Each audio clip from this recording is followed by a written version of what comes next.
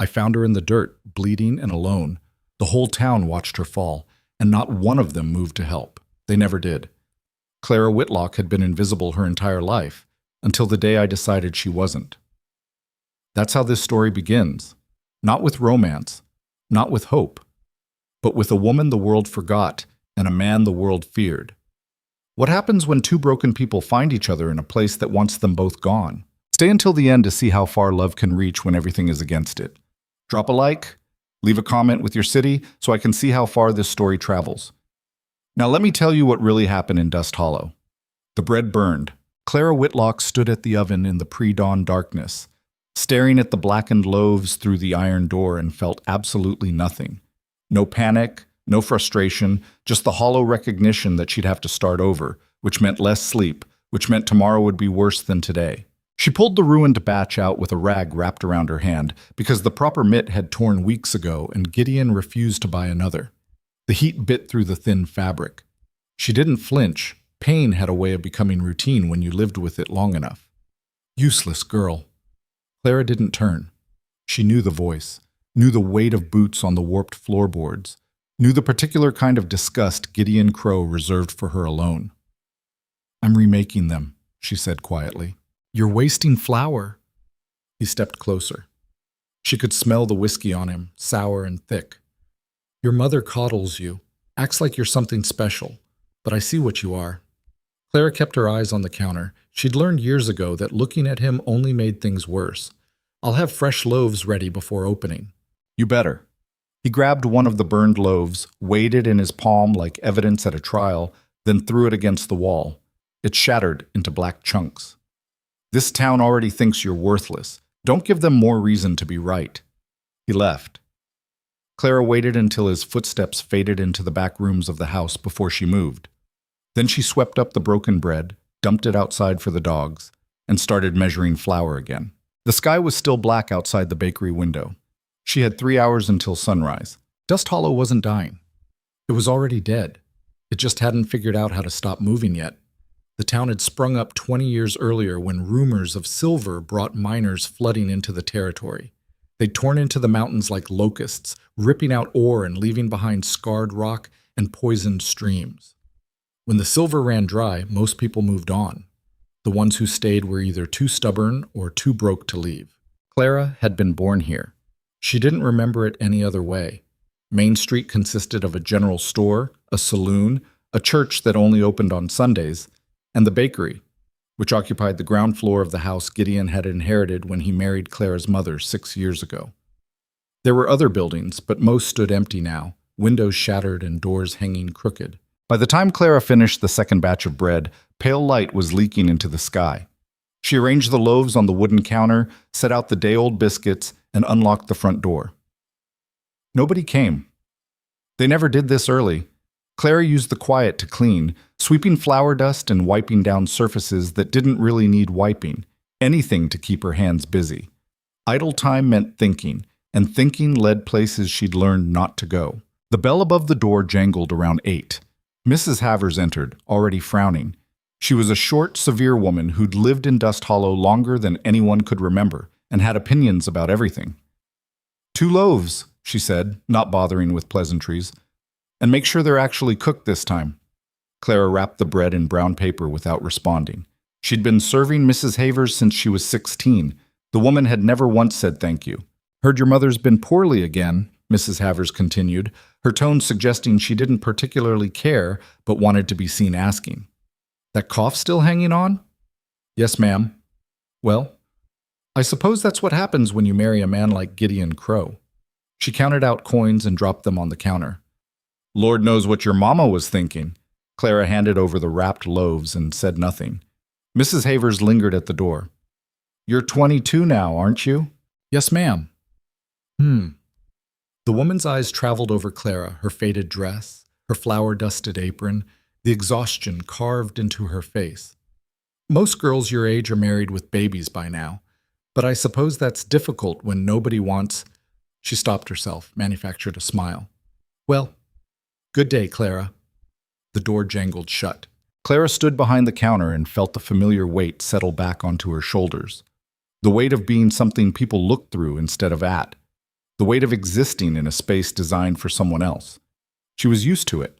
At least, she told herself she was. The day dragged. A handful of customers drifted in and out, miners buying hard rolls, the blacksmith's wife picking up her weekly order, a drifter who paid in strange coins and didn't speak. Clara served them all with the same quiet efficiency, taking their money and handing over bread like a transaction that required nothing more. Around 3 in the afternoon, Gideon appeared. "Need you to make a delivery," he said, dropping a list on the counter. "Baker's camp up near the ridge. They're paying double." Clara glanced at the list. It was a large order, 24 loaves, biscuits, rolls. "When?" "Now. I already loaded the cart." She looked outside. Clouds were building in the west, dark and heavy. "Storm's coming." "Then you'd better hurry. Gideon—" "I don't care about your excuses, girl." His voice went flat, dangerous. "You'll take the cart up the ridge road and you'll deliver what they paid for. Or you can find somewhere else to sleep tonight." Clara's mother appeared in the doorway behind him, pale and thin, her hand pressed to her chest like she was holding her ribs together. "Gideon, maybe we should—" "Stay out of this, Margaret." Her mother's mouth closed. Her eyes found Clara's, full of apology and helplessness, and then she retreated back into the house. Clara untied her apron. "Good girl," Gideon said, and the condescension in his voice made her skin crawl. The cart was overloaded. Clara stood beside it, looking at the precarious stack of crates and wrapped bundles, and knew this was a bad idea. The ridge road was barely a road at all, just a rocky trail that wound up into the foothills where the last desperate miners clawed at played-out claims. In good weather, it was treacherous. In a storm, it was suicide.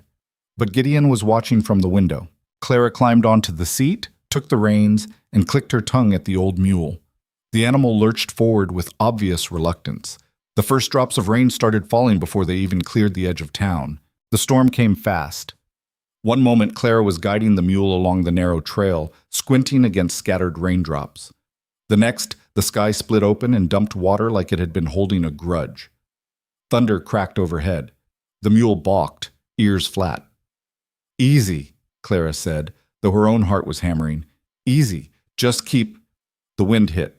It came from nowhere, a solid wall of force that slammed into the cart and sent everything sideways. Clara grabbed for the seat, but the wheels were already lifting. She had one horrible moment of weightlessness. Then the world flipped. She hit the ground hard, rocks tearing at her dress and skin. The cart crashed beside her, crates exploding into splinters and scattered bread. The mule screamed and bolted, reins snapping free. Clara lay in the mud and rain, gasping, her body a single bright note of pain. She tried to move. Her left arm didn't respond right, neither did her ribs. The storm howled around her. "This is it," she thought distantly. "This is how it ends. Alone on a ridge road nobody travels, bleeding into the dirt while Dust Hollow sleeps." She almost laughed. It seemed fitting. Then she heard boots, heavy, deliberate, coming closer through the rain. Clara forced her head up and saw a shape moving through the storm. Tall, broad-shouldered, wrapped in a dark coat that made him look like part of the weather itself. He stopped a few feet away. For a long moment, he just stood there, rain streaming off his hat, face hidden in shadow. Then he crouched down beside her, and Clara finally saw him clearly. The man was older, 40, maybe 50. It was hard to tell through the scars. His face looked like it had been broken and reassembled wrong, all hard angles and old damage.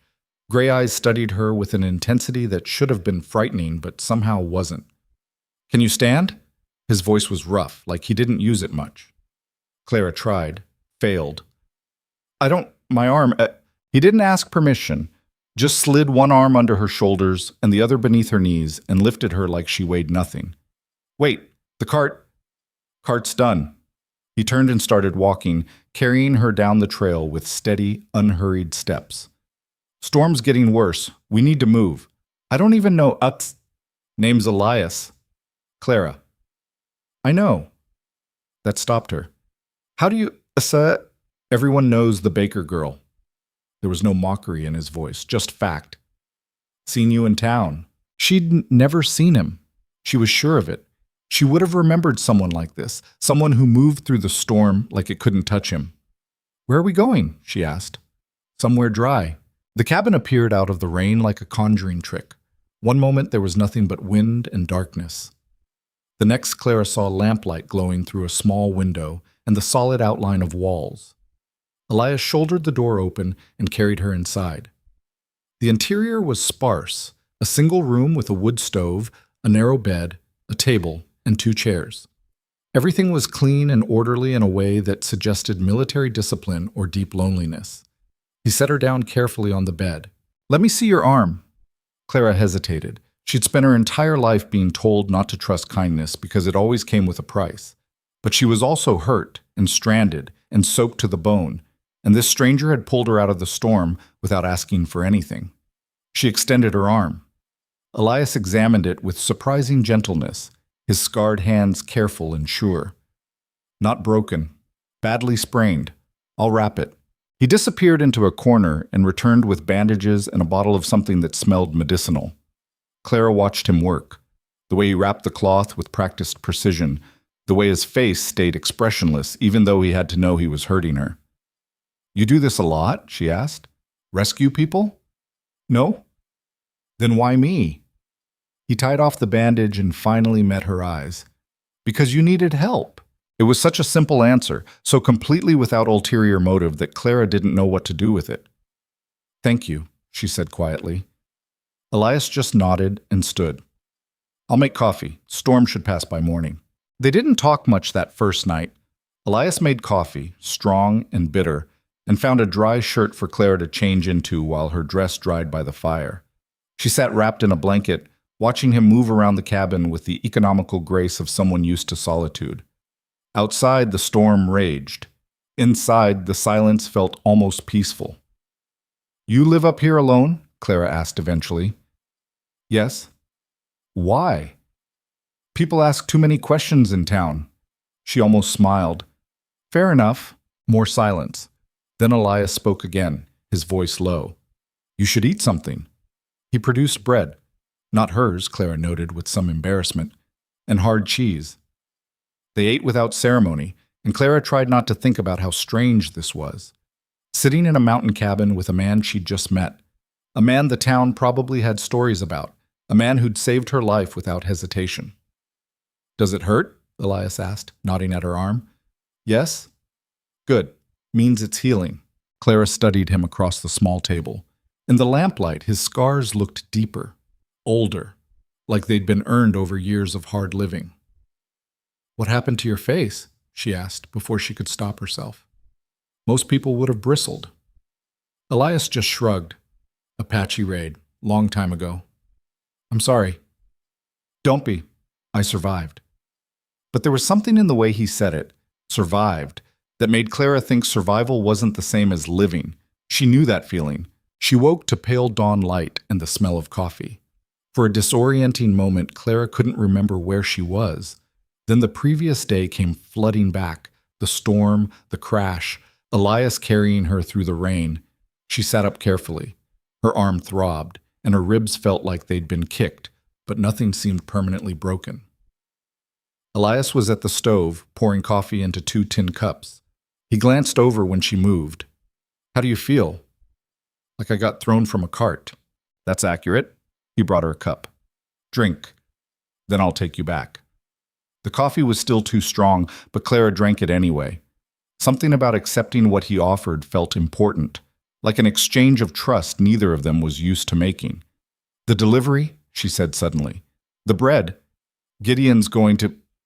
Already destroyed in the crash. Nothing you could have done." "He won't see it that way." Elias's expression didn't change, but his eyes went hard. "Then he's a fool." They didn't talk much on the ride back down.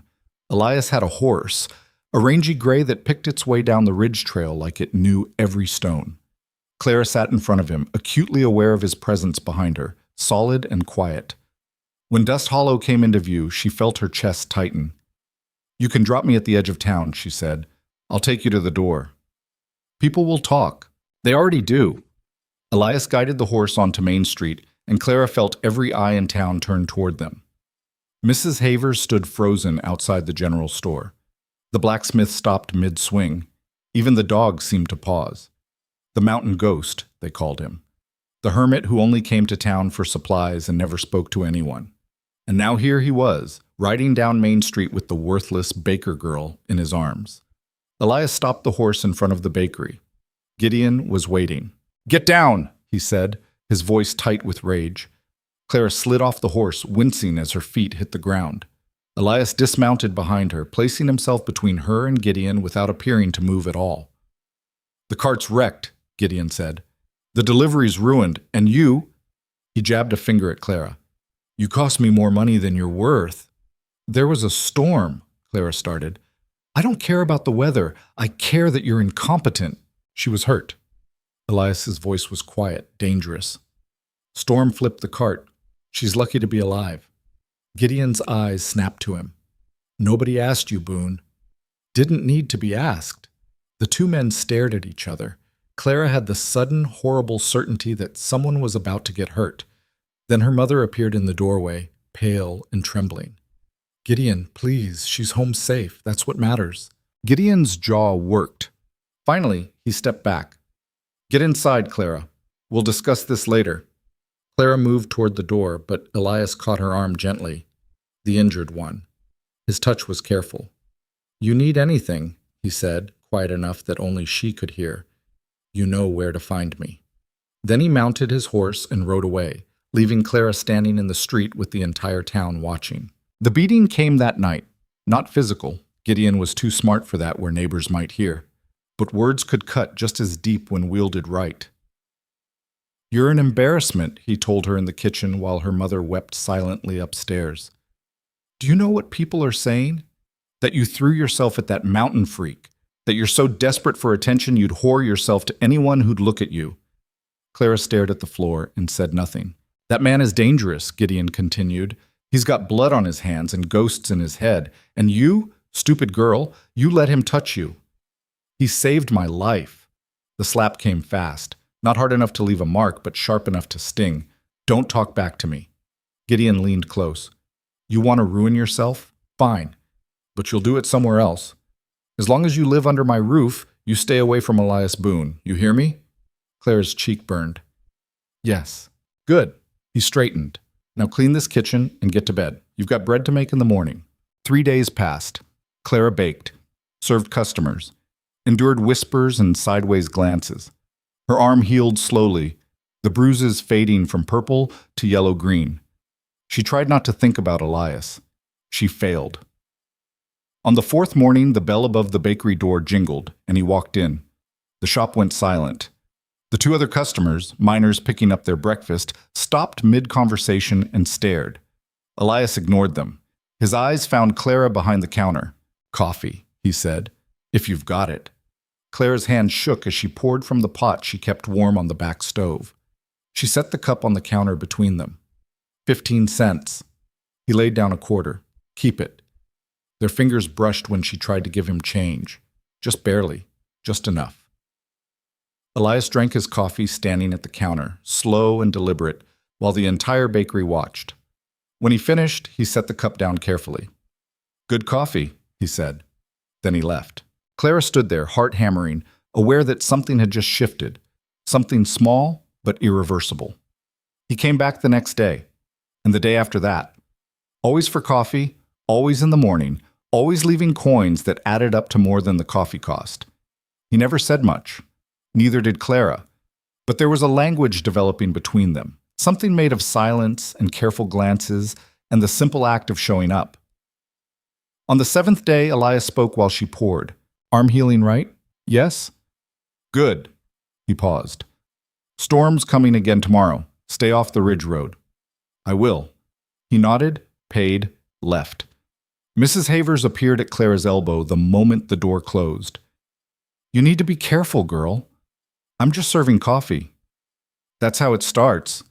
The old woman's face was pinched with concern that might have been genuine. "That man's been alone too long. He's not right in the head. Everyone knows what happened to his family." Clara's stomach dropped. What happened? But Mrs. Havers just shook her head and walked away, leaving Clara standing behind the counter with questions burning in her throat. She asked her mother that night. Margaret Whitlock sat in her rocking chair, wrapped in shawls despite the summer heat, and looked older than her 43 years. "You really don't know?" she asked quietly. Nobody tells me anything. Her mother sighed. Elias Boone came to this territory 30 years ago with a wife and a baby daughter. They were homesteading up in the high country, trying to make a life out of nothing, like everyone else back then. Clara sat down at the table listening. There was a raid, Margaret continued. Comanche, I think, or Apache. Nobody knows for sure. Elias was out hunting. When he came back, she closed her eyes. His wife and daughter were gone. Cabin burned. No survivors. God, Clara whispered. He spent 2 years tracking the war party. Some say he found them. Some say he didn't. Either way, when he finally came back to civilization, he was different, broken. He built that cabin up in the mountains and never came down except for supplies. That's why people are afraid of him. That's why people pity him. Her mother's eyes were sad. And pity turns to fear when someone refuses to accept it. Clara thought about Elias's scarred face, his careful hands, the way he'd carried her through the storm without hesitation. He doesn't seem broken to me, she said. That's because you don't know what whole looks like yet, baby girl. Margaret reached out and squeezed Clara's hand. Just be careful. Gideon's already angry. Don't give him more reasons. But Elias kept coming, every morning, same time, same order. And slowly, against all common sense, they started talking. Not about anything important at first, just small things. The weather, the quality of the coffee beans, whether the bread was better with honey or butter. But small things accumulated. One morning, Clara mentioned she'd never been past the ridge road. Not much to see, Elias said. Still, must be nice, having all that space. He considered this. It's quiet. Sounds perfect. Something flickered across his face, an emotion too quick to name. You like quiet? I like not being watched all the time. Elias glanced around the bakery. 2 customers pretended not to listen. Yeah, I can see that. Another morning, he brought her something wrapped in cloth. What's this? Clara asked. Herbs, from up the mountain. Good for tea when your throat's sore. She unwrapped the bundle carefully. The plants inside were unfamiliar, silvery leaves and small white flowers that smelled like pine and honey.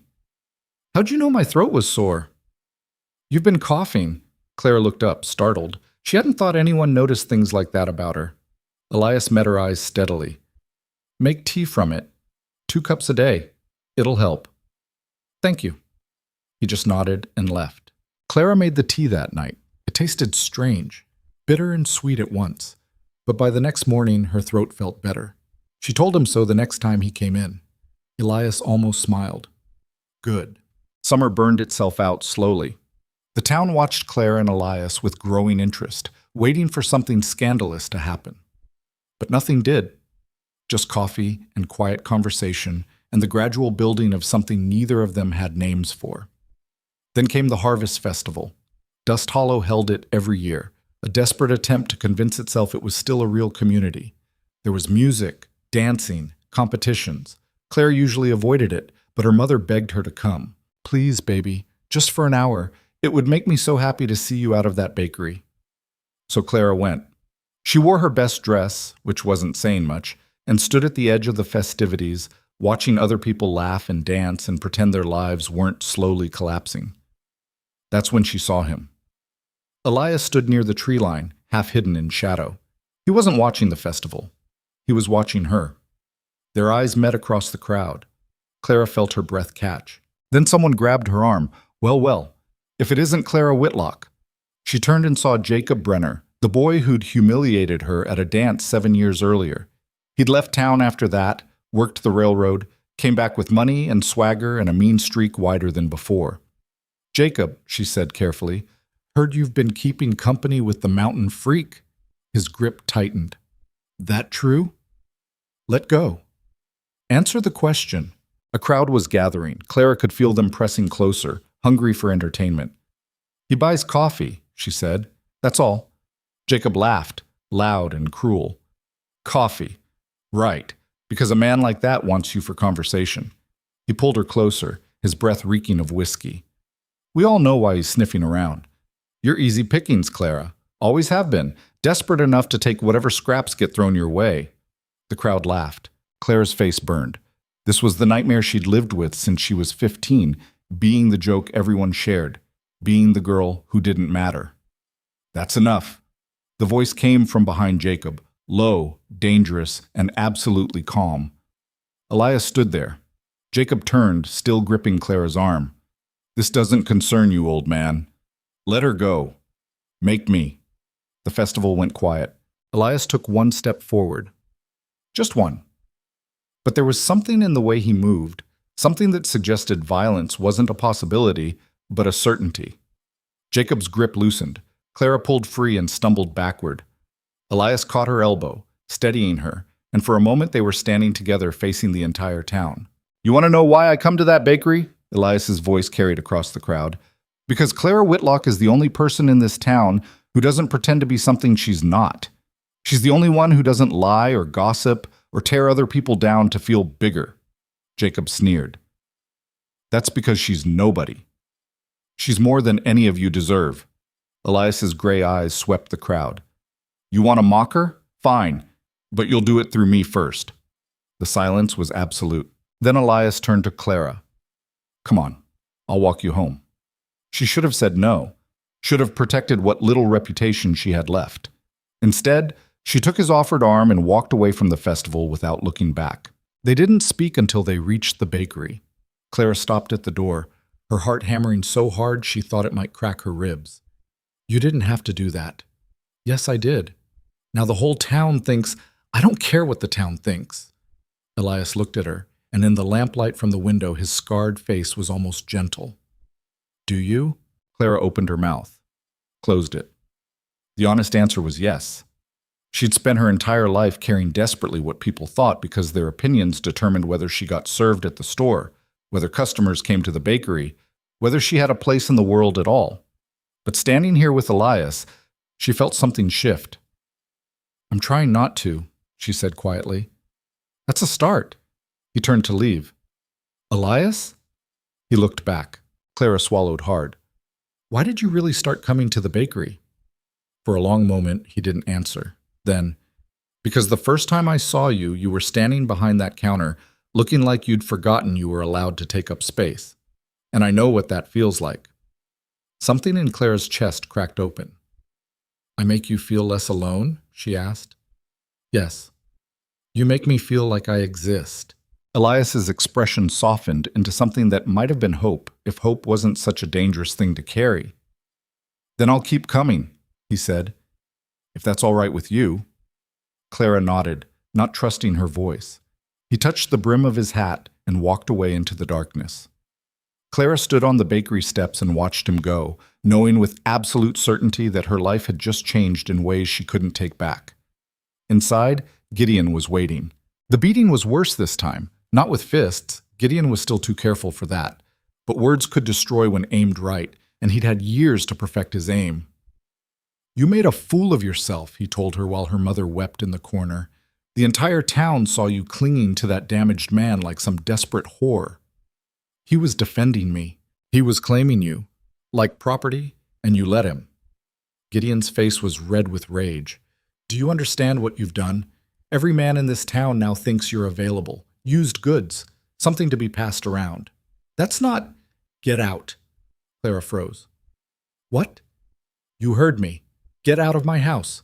Gideon pointed at the door. You want to throw your life away on a broken hermit? Fine, but you won't do it under my roof. Gideon, please. Margaret tried to intervene, but he rounded on her. Stay out of this. This is your fault for coddling her. Clara looked at her mother, pale, shaking, choosing silence over protection the way she always did. Something hardened in Clara's chest. Fine, she said. Gideon blinked. What? I said fine. I'll leave. Clara pulled off her apron and dropped it on the table. I'm done being your punching bag. I'm done being invisible. If leaving is what it takes to stop hating myself, then I'll go. Clara, her mother whispered, I'm sorry, Mama, but I can't stay here anymore. Not for you, not for anyone. She walked out the door with nothing but the dress on her back and fear screaming in her veins. The street was dark and empty. Clara stood there shaking, waiting for the terror to win, waiting to turn around and beg for forgiveness.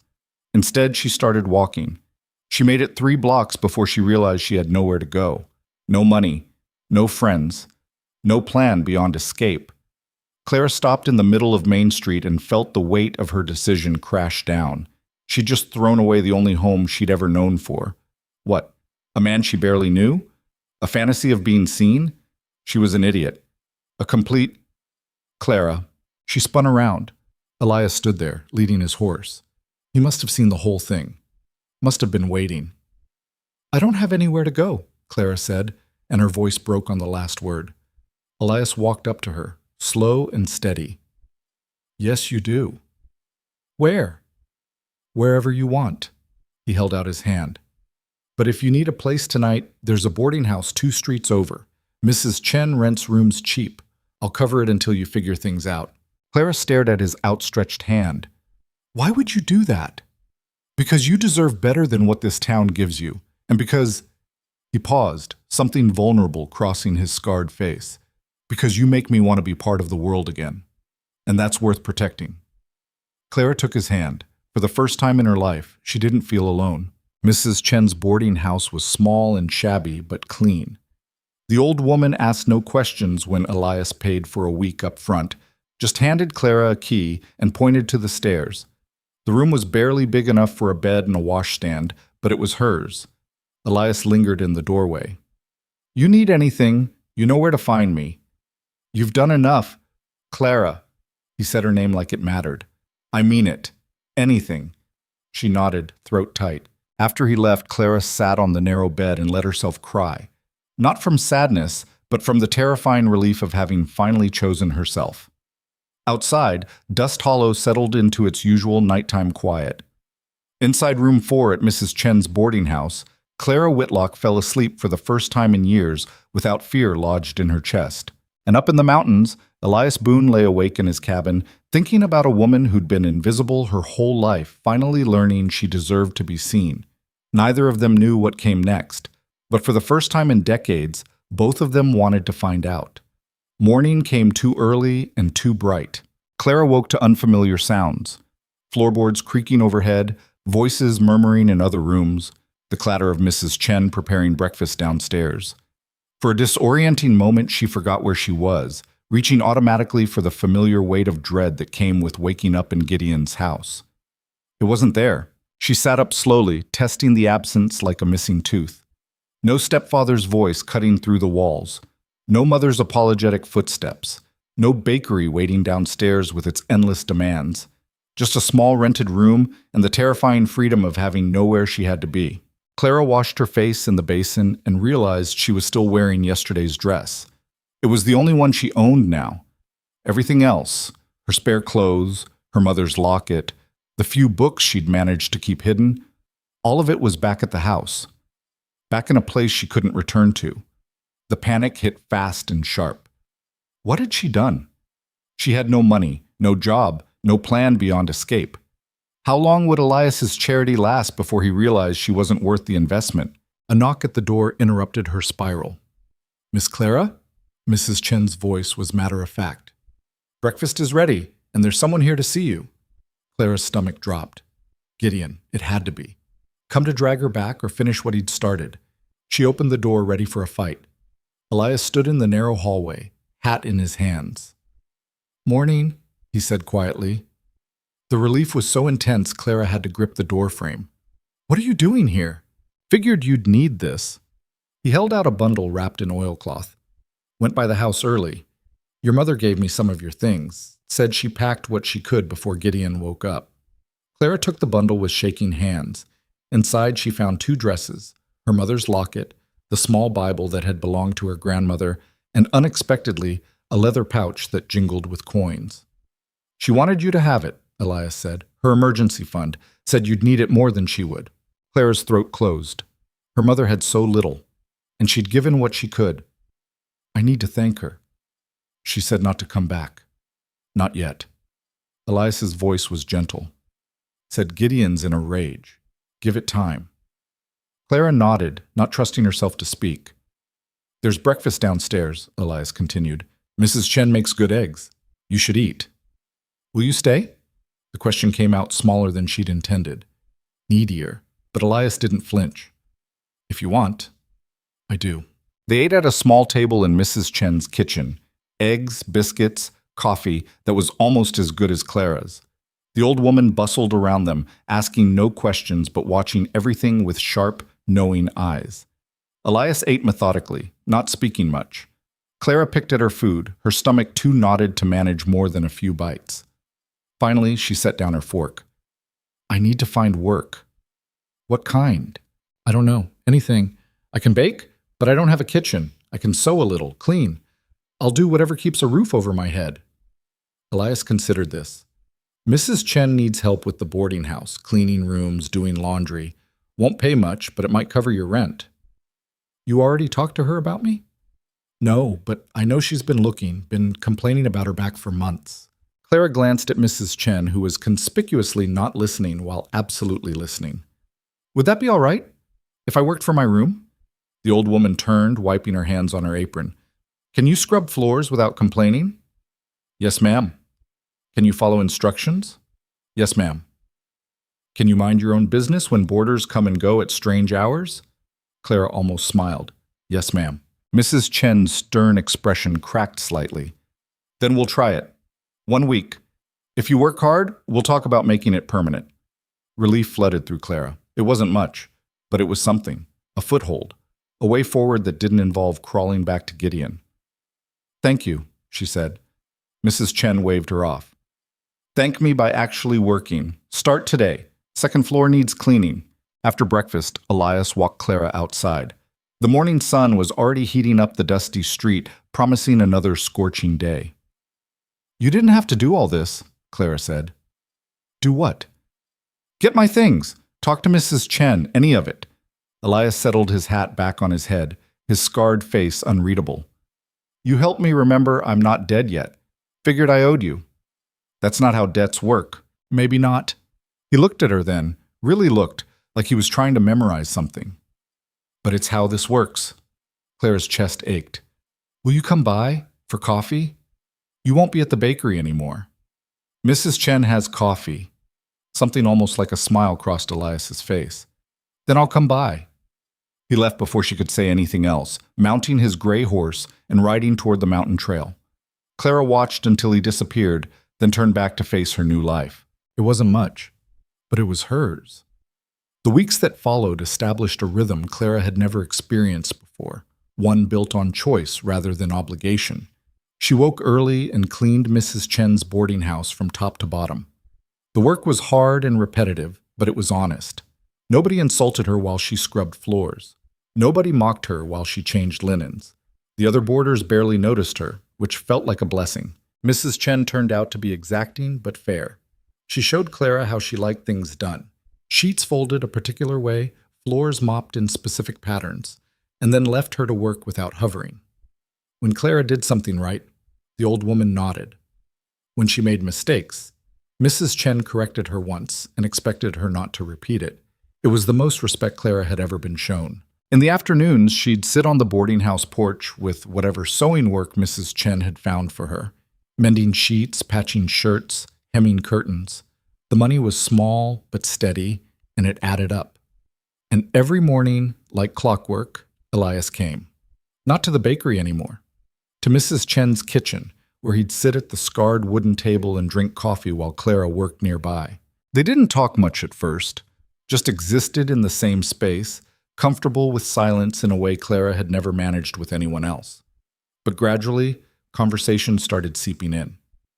You ever think about leaving? Clara asked one morning while folding laundry. Elias considered the question like he considered everything, slowly, carefully. The territory? Yeah, going somewhere less... She gestured vaguely at the window where Dust Hollow's sad collection of buildings sagged under the summer heat. This. Thought about it, never did. Why not? He was quiet for a long moment. When you run from a place, you're still thinking about what you left behind. Figured I might as well stay and face it. Clara understood that. What did you leave behind? Everything. He met her eyes. You? Nothing worth mentioning. I doubt that. Clara set down the sheet she'd been folding. You want to know why the town treats me like I'm invisible? Only if you want to tell me. She'd never told anyone. Not in 7 years. But something about Elias's steady presence made the story feel less like a shameful secret and more like just another scar. When I was 15, there was a boy named Jacob Brenner. He was handsome and charming, and he paid attention to me, which nobody ever did. He asked me to a dance, told me I was pretty, said he wanted to court me proper. Elias's expression didn't change, but his jaw tightened slightly. The night of the dance, he never showed up. I waited for an hour in my best dress while everyone watched. Then Jacob appeared with another girl, the banker's daughter, and announced he'd only pretended to like me as a joke. A dare from his friends. Christ, Elias said quietly. Everyone laughed, the whole town, and afterward I was just the girl who'd been stupid enough to believe someone could actually want her. Clara's voice stayed steady through practice. Gideon told me it was my fault for being gullible. Mama said I should have known better than to trust a boy above my station, and the town never let me forget it. That why you're afraid of kindness? Kindness always seems to come with a punchline. Elias set down his coffee cup. I'm not Jacob Brenner. I know. Do you? Clara looked at him, this scarred, quiet man who'd pulled her out of a storm, and asked for nothing in return. Who showed up every morning just to sit in her vicinity? Who defended her in front of the whole town without hesitation? I'm starting to, she said. Something shifted in Elias's expression. Not quite a smile, but close. Good, he said. Mrs. Chen appeared in the doorway, breaking the moment. Clara, I need you to run to the general store. We're out of soap. Clara stood, grateful for the interruption before her heart could do something stupid like hope. But as she headed for the door, Elias spoke again. I'll walk with you. It wasn't a question. Clara found she didn't want it to be. Walking through Dust Hollow with Elias became its own kind of statement. The town noticed. Of course they noticed. Mrs. Havers whispered to her companions outside the general store. The blacksmith watched from his forge. Even the stray dogs seemed to pause and stare. But Elias walked like he couldn't hear the whispers. Like the town's opinion mattered exactly as much as dust in the wind. And slowly, Clara started walking the same way. Does it bother you? She asked as they headed back toward the boarding house, her arms full of wrapped soap. What people say. About? Us. Elias glanced at her. They're an us? Clara's face heated. I didn't mean, that's not what I'm asking what you meant. She struggled for words that wouldn't sound desperate or presumptuous. I just meant you coming by every day. People talk, and I know your reputation is already... My reputation's been trash for 30 years, Elias said calmly. Doesn't matter to me anymore. But if it matters to you, it doesn't. He stopped walking, turned to face her fully. You sure about that? Clara met his eyes. The town's been treating me like I'm worthless since I was 15. You're the first person who ever made me feel like maybe they're wrong. So no, I don't care what they say about us. Because whatever this is, she gestured between them. It's the best thing I've got right now. Elias's expression softened into something almost vulnerable. Yeah, me too. They stood there in the middle of Main Street, and Clara realized with sudden clarity that this was courting. It looked nothing like what she'd imagined. No flowers or poetry or grand gestures, just two damaged people choosing each other's company over solitude. It felt more real than any fantasy she'd ever entertained. I should get this soap back, Clara said finally. I should head up the mountain. Neither of them moved. Then Elias reached out and touched her hand briefly, just his fingertips against hers, before stepping back. Tomorrow? He asked. Tomorrow. Clara watched him walk toward his horse, and the hope that had been carefully locked away since she was 15 cracked open just a fraction. It was terrifying. It was also the best thing she'd felt in years. Summer deepened into something fierce and unrelenting. The heat turned Dust Hollow into a furnace, baking the streets hard and driving most people indoors during the worst hours. Clara scrubbed floors in the relative cool of early morning and late evening, spending the brutal midday hours mending in whatever shade she could find. Elias's visits lengthened. He'd arrive in the morning for coffee and end up staying for lunch. Or he'd show up in the evening with fresh meat from hunting and stay while Mrs. Chen cooked it. The old woman never commented, just set an extra place at the table and fed them both with the same efficient kindness. Clara started learning who Elias Boone actually was beneath the scars and silence. He He was patient, almost impossibly so. When she fumbled conversations or retreated into old defensive habits, he just waited her out without judgment. He was observant. He noticed when she was tired, when her old injury ached, when something had upset her, and he adjusted accordingly without making a fuss about it. And he was lonely, desperately, achingly lonely in a way that matched Clara's own isolation. "Tell me about your cabin," she said one evening while they sat on Mrs. Chen's porch watching the sun set. "Not much to tell. It's small, one room. Built it myself after—" He stopped. "After you lost your family." Elias nodded. "Needed somewhere that didn't have ghosts in it." "Did it work?" "No, but at least they're my ghosts." Clara understood that. "What were their names? Your wife and daughter?" She'd never asked before. It felt too intimate, too much like pressing on a wound. But something about the fading light made honesty easier.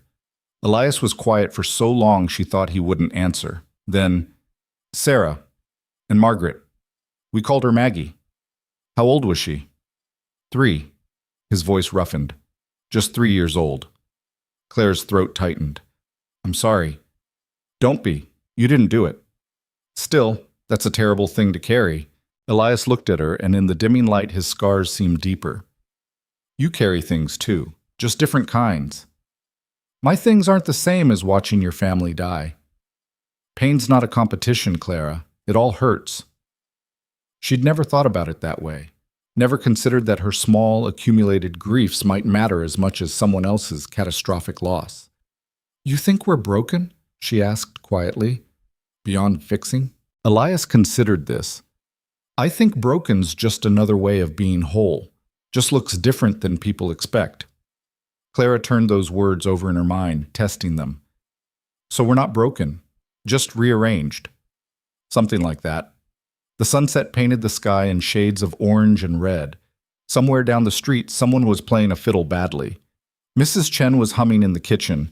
Clara felt something unfamiliar settle in her chest. It took her a moment to recognize it. "Peace." "Elias?" "Yeah? Thank you for not giving up on me." He looked at her with those steady gray eyes. "Wasn't planning to." 2 weeks later, Elias brought her flowers. Not fancy hothouse roses or cultivated blooms, just wildflowers from the high country, tied with grass stems, purple and yellow and white, still fresh with morning dew. Clara stared at them like he'd handed her diamonds. "What's this for?" Elias shifted uncomfortably. "Saw them growing near the creek. Thought you might like them." Clara's voice caught. "Nobody's ever given me flowers before." "Never?" "Never." Something pained crossed his face. "Well, now someone has." Clara took the bundle carefully, cradling it like something precious, which it was. Not because of the flowers themselves, but because of what they represented. Someone thinking about her when she wasn't there. Someone wanting to make her smile. "Thank you," she whispered. Elias nodded, already turning to leave like he'd embarrassed himself. "Wait," Clara said. "Stay, please, have coffee." He stayed. They sat at Mrs. Chen's kitchen table while Clara arranged the wildflowers in a chipped ceramic pitcher. The old woman appeared, assessed the situation with one knowing look, and disappeared again without comment. "Do you do this often?" Clara asked. "Give people flowers?" "Never." "Why me?" Elias took a long time answering. "Because you look at me like I'm a person instead of a ghost. And I wanted you to know I see you the same way." Clara's chest ached. "I never know what to say when you're honest like that.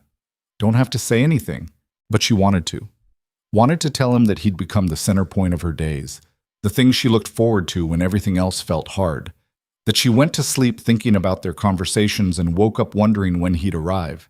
Instead, she said, "Will you teach me about the mountain sometime? Show me what's up there?" Elias's eyebrows rose. "You want to come up to the cabin? If that's allowed." "It's allowed, just surprised you'd want to." "Why?" "It's rough country, not like town." Clara almost laughed. "Town hasn't exactly been gentle with me." "Fair point." Elias studied her. "This Sunday, if you want. I'll show you the high country." Sunday came wrapped in anticipation and nerves. Clara woke before dawn and dressed in her most practical clothes, the sturdy work dress Mrs. Chen had helped her buy, boots that were worn but solid. She braided her hair tight and tried not to think about what it meant that she was spending a whole day alone with Elias in the wilderness. Mrs. Chen cornered her at breakfast. "You sure about this?" the old woman asked, her voice low. "I'm sure. Boone's a good man, but he's damaged. You understand that?" "So am I." Mrs. Chen's stern expression softened. "Just be careful with your heart, girl. It's already been broken enough." Clara nodded, though she suspected it was too late for warnings. Her heart had already made its choice. Elias arrived exactly when he said he would. He'd brought the gray horse and a smaller bay mare. "She's gentle," he said, indicating the mare. "Won't give you trouble." Clara had ridden before, badly and infrequently, but she took the reins without hesitation. "Where are we going?" "Up." The ride took 2 hours. They climbed steadily out of the valley, following narrow trails that wound through pine forests and across rocky slopes. The air cooled and thinned. The sounds of town faded until all Clara could hear was wind in the trees and the steady rhythm of hoofbeats. Elias didn't talk much during the ride, just pointed out landmarks occasionally, a lightning-split tree, a creek crossing, an outcrop of red stone. Clara absorbed it all, committing the route to memory. Finally, they crested a ridge and Elias stopped. There, Clara looked. The cabin sat in a small clearing backed by tall pines and fronted by a meadow thick with wildflowers. A creek ran along one edge, its water clear and fast. The structure itself was simple: log walls, shake roof, single window, but it was solid and well-maintained. It was also achingly isolated. "You've been living up here alone for 30 years?" Clara asked. "Most of them, yeah." "Doesn't it get lonely?" Elias dismounted and helped her down. "Was lonely in town too. At least up here nobody pretends they care." They led the horses to the creek to drink while Clara looked around. The meadow was beautiful in a wild, untamed way. Flowers she couldn't name bloomed in riotous colors. Birds sang from the trees. In the distance, mountains rose like broken teeth against the sky. "It's perfect," she said. "It's quiet." Elias started toward the cabin. "Come on, I'll show you inside." The interior matched the exterior, simple, functional, clean. One room containing a bed, a table, 2 chairs, and a wood stove. Shelves held supplies and a few books. Hooks on the wall held tools and hunting gear. What struck Clara most was how impersonal it felt. There were no photographs, no mementos, no traces of the man who'd lived here for 3 decades.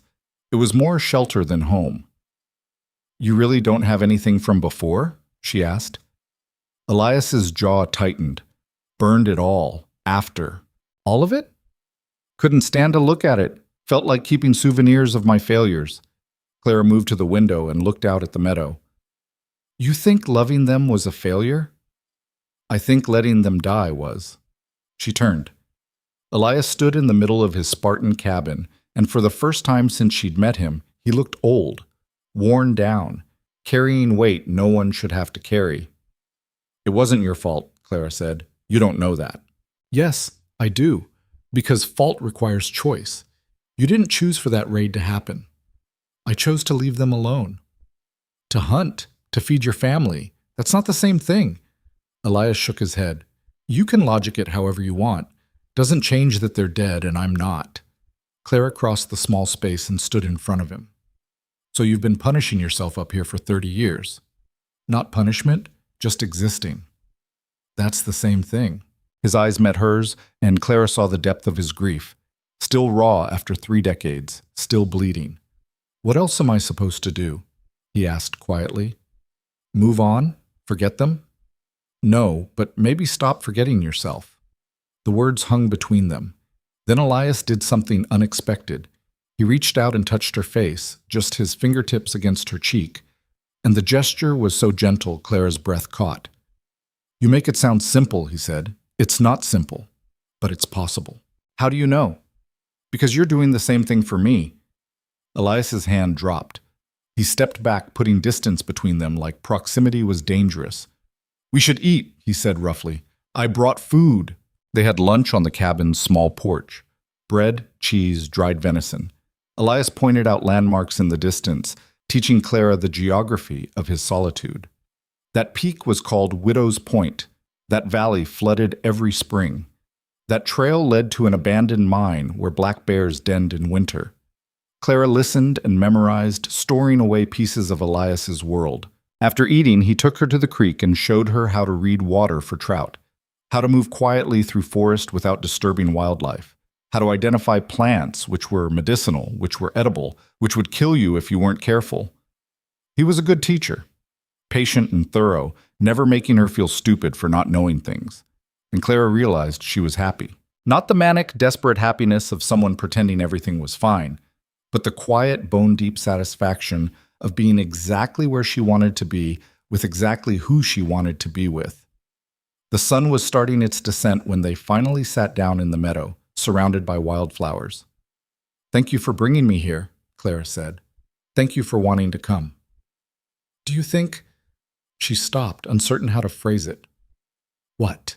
Do you think people like us get second chances, or are we just too broken?" Elias plucked a stem of grass and turned it between his fingers. "I think maybe being broken is the second chance. Makes you stop taking things for granted." "Is that what I am to you? A second chance?" He looked at her then, and the vulnerability in his expression made Clara's heart stutter. "You're the first person in 30 years who makes me think I might deserve one," he said. Clara's throat tightened. "Elias, let me finish." He set down the grass stem. "I know I'm too old for you. I know I'm damaged in ways that probably can't be fixed. I know I've got nothing to offer except a cabin in the middle of nowhere and more baggage than any person should carry." "But," Clara prompted when he paused, "but you make me want to try anyway. Want to be something other than the broken hermit everyone expects." He met her eyes. "Is that unfair to you?" Clara's answer came without hesitation. "The only unfair thing would be not trying." "You sure?" "I've never been more sure of anything." Elias reached out and took her hand, not tentatively this time, but with purpose. His palm was rough with calluses, his grip strong and certain. "Then we'll try," he said. "Take it slow, see what happens." Clara threaded her fingers through his and felt the last of her defenses crumble. "Okay," she whispered. They sat in the meadow holding hands while the sun painted the mountains gold, and neither of them mentioned that the town would have opinions about this. Neither of them cared. For the first time in both their lives, they were choosing something for themselves. And it felt like the beginning of everything. The ride back to Dust Hollow happened in comfortable silence, but when they reached the edge of town, Elias pulled his horse close to Clara's. "Things might get harder now," he said. "I know. Town won't like this. I know that too. You still want—" "Yes." Clara cut him off. "Whatever comes." "Yes." Elias nodded, and there was something fierce in his expression, something that looked almost like hope. "Then we'll face it together." They rode down Main Street side by side, and Clara felt every eye in town turn to watch. Let them look. Let them whisper. She'd spent her whole life being invisible. For the first time, she wanted to be seen. The whispers started before they even dismounted. Clara could feel them like insects crawling across her skin. The stares from windows, the conversations that stopped mid-sentence, the way people turned to watch them pass. Mrs. Havers stood frozen outside the general store, her mouth literally hanging open. The blacksmith's hammer went silent. Even the dogs seemed to pause in their perpetual search for scraps. Elias ignored it all with the same calm he brought to everything. He helped Clara down from her horse, his hand steady on her waist, and if he noticed the entire town bearing witness, he gave no sign. "I'll see you tomorrow," he said, loud enough that anyone listening would hear clearly. "Tomorrow," Clara agreed. He touched the brim of his hat, a gesture that was becoming familiar, comforting, and rode away toward the mountain trail. Clara turned to find Mrs. Chen waiting on the boarding house porch, arms crossed, expression unreadable. "Well," the old woman said as Clara climbed the steps, "that's done it." "Done what?" "Given this town enough gossip to last through winter." Mrs. Chen's stern face cracked into something that might have been approval. "Good for you, girl.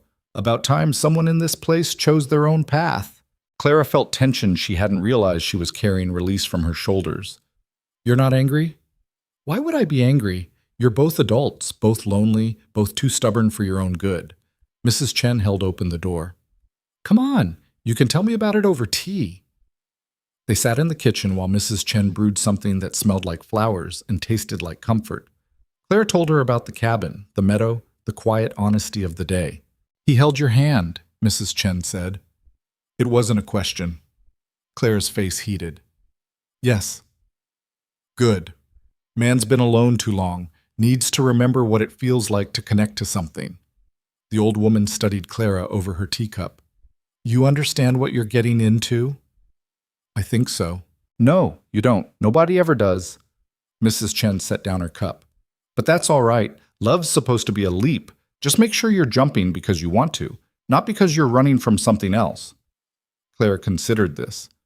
What if it's both? Then make sure the wanting outweighs the running. That night, Clara lay awake in her small room and thought about choices, about the difference between fleeing and choosing, about whether she was falling in love with Elias or just the idea of being loved.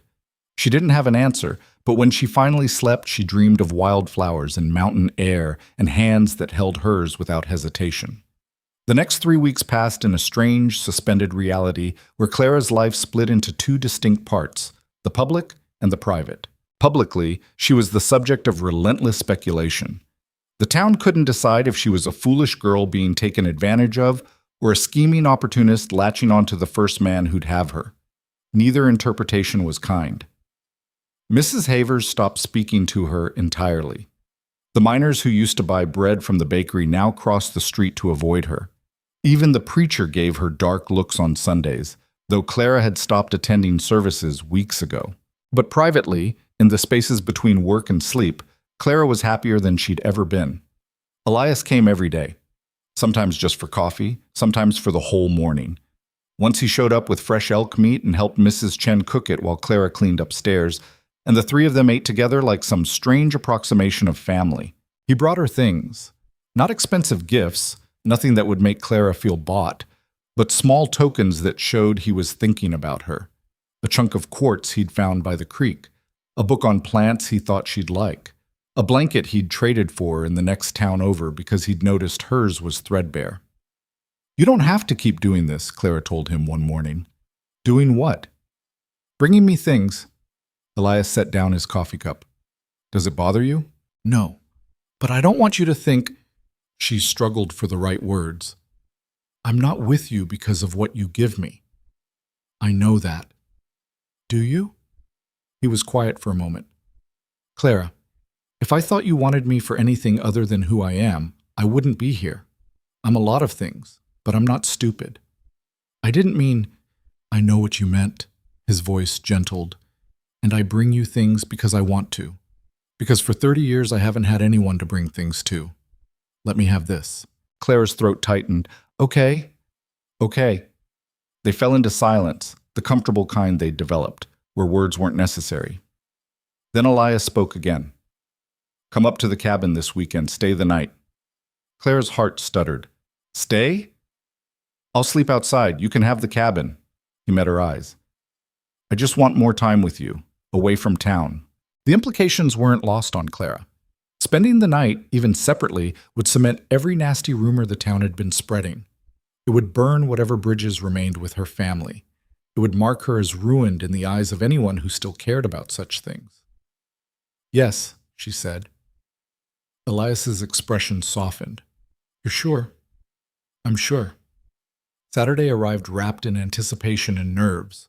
Clara packed a small bag, a change of clothes, the book Elias had given her, her mother's locket, and tried not to think about what she was doing. Mrs. Chen watched her preparations with knowing eyes but said nothing until Clara was heading out the door. You got that knife I gave you? The old woman asked. Clara patted her pocket where the small folding knife rested. Mrs. Chen had given it to her weeks ago with gruff instructions about self-defense. Good. Probably won't need it with Boone, but better to have it anyway. Mrs. Chen's stern expression cracked slightly. Have a good time, girl. You deserve it. Clara hugged her impulsively. Mrs. Chen stiffened in surprise, then awkwardly patted her back. Go on before I get sentimental, the old woman muttered. Elias was waiting at the edge of town with both horses. He'd strapped Clara's bag to the bay mare without comment, his face carefully neutral. They rode in silence for the first hour, climbing steadily into cooler air and thicker forest. Clara's nerves settled as the familiar rhythm of the trail took over. This was becoming her place too. These mountains, these paths, this escape from everything Dust Hollow represented. "You're quiet," Elias observed as they stopped to water the horses. "Just thinking." "About?" Clara watched the creek flow past, clear and cold. "About how different everything is now. 2 months ago, I was still in that bakery thinking this was all my life would ever be." "Regret leaving?" "Not even a little." She turned to look at him. "Do you regret asking me to come up here?" "No." "Not worried what people will say?" Elias's mouth quirked in what might have been amusement. "Clara, people have been saying I'm dangerous and crazy for 3 decades. Adding immoral to the list doesn't change much." "Doesn't it bother you?" "Used to. Then I realized their opinions don't keep me warm at night or make me want to get up in the morning." He stepped closer, his gray eyes serious. "You do both those things. So no, I don't care what they say." Clara's chest ached with something too big to name. "How do you do that? Just not care?" "Practice. And having nothing left to lose." He touched her face gently. "But I've got something to lose now, so I'm more careful about what matters." They reached the cabin just before noon. The meadow was even more beautiful than Clara remembered. A riot of late summer wildflowers swaying in the breeze, the creek singing its endless song, mountains standing guard in the distance. Elias helped her down from the horse, and for a moment they just stood there, close enough to touch, but not quite touching. "I made up the cabin for you," he said. "Fresh sheets, cleaned everything. There's food in the store box." "Where will you sleep?"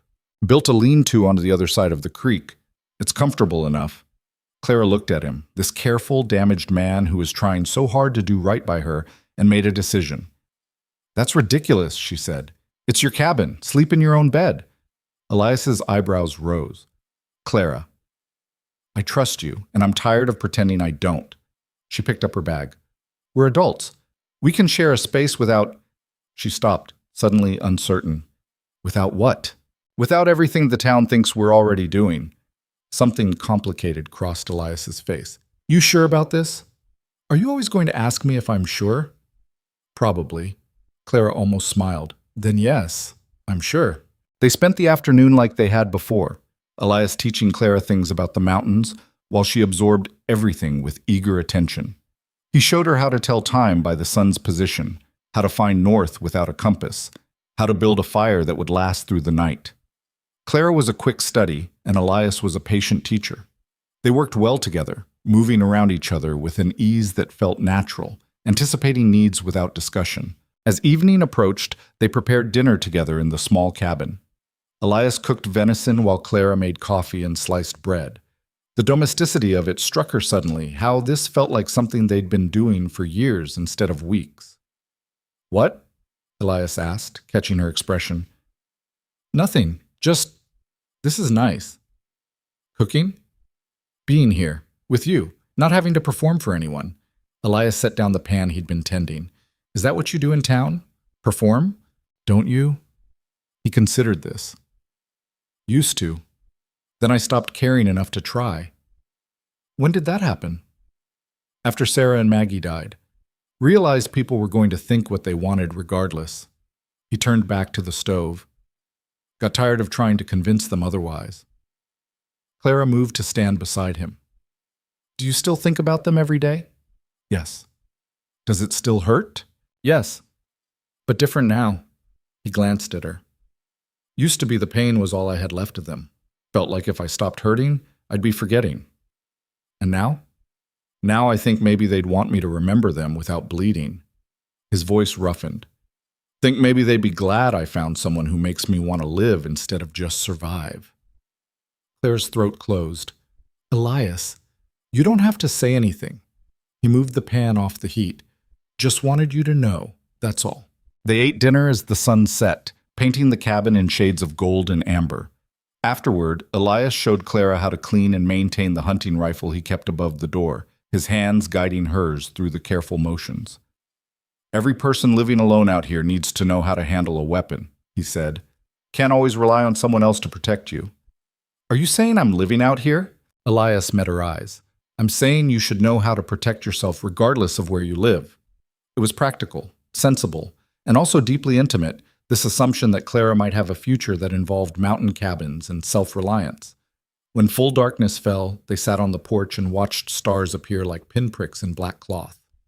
The night sounds of the forest surrounded them, owls calling, small creatures rustling, the endless whisper of wind through pines. "I used to be afraid of the dark," Clara said quietly. "Used to be?" "Still am sometimes, but less when I'm with you." Elias was silent for a long moment, then, "I used to be afraid of caring about anyone again." "Used to be?" "Still am, but doing it anyway."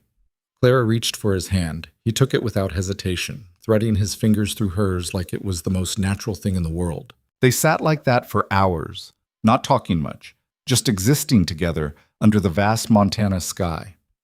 When Clara finally stood to go inside, Elias rose with her. "You're really okay with this?" he asked. "Me staying in here?" "I already said yes." "I know, just checking." Clara stepped close enough to feel the heat radiating from his body.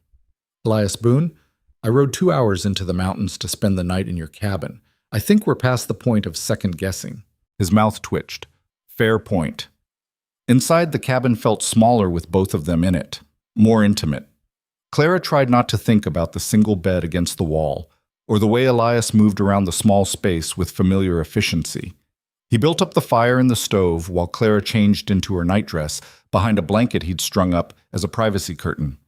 When she emerged, Elias had laid out a bedroll on the floor near the stove. "What are you doing?" Clara asked. "Making my bed." "On the floor?" "Yes." "That's ridiculous. The bed's big enough for both of us." Elias froze. "Clara, we're both adults. We can share a bed without it meaning anything more than sleep." She climbed under the blankets before she could lose her nerve. "Now stop being noble and get some rest. You've been working all day." For a long moment, Elias didn't move. Then, slowly, he started unlacing his boots. Clara turned to face the wall, giving him privacy while her heart hammered against her ribs. This was insane. Dangerous. Everything the town had accused her of, and worse. The bed dipped as Elias lay down on top of the blankets, still fully clothed, maintaining careful distance. "This all right?" he asked quietly. "Yes." "You'll tell me if it's not?" "Yes." Silence settled over the cabin. Outside, the creek sang its endless song. Inside, Clara was hyper-aware of every breath Elias took, every tiny shift of his weight on the mattress. "Clara?" "Yeah?" "Thank you." "For what?" "For trusting me." Clara rolled over to face him. In the dim light from the dying fire, Elias's profile was all hard angles and old scars. "Thank you for being someone I can trust," she said. His hand found hers in the darkness between them. "Sleep. We've got all day tomorrow." Clara closed her eyes, Elias's hand warm in hers, and felt safer than she had in her entire life. She woke to pale dawn light and the smell of coffee. Elias was already up, moving quietly around the cabin so as not to wake her. Clara lay still for a moment, watching him through half-closed eyes. There was something deeply peaceful about seeing him in his element, competent, calm, at home in his skin in a way he never quite managed in town.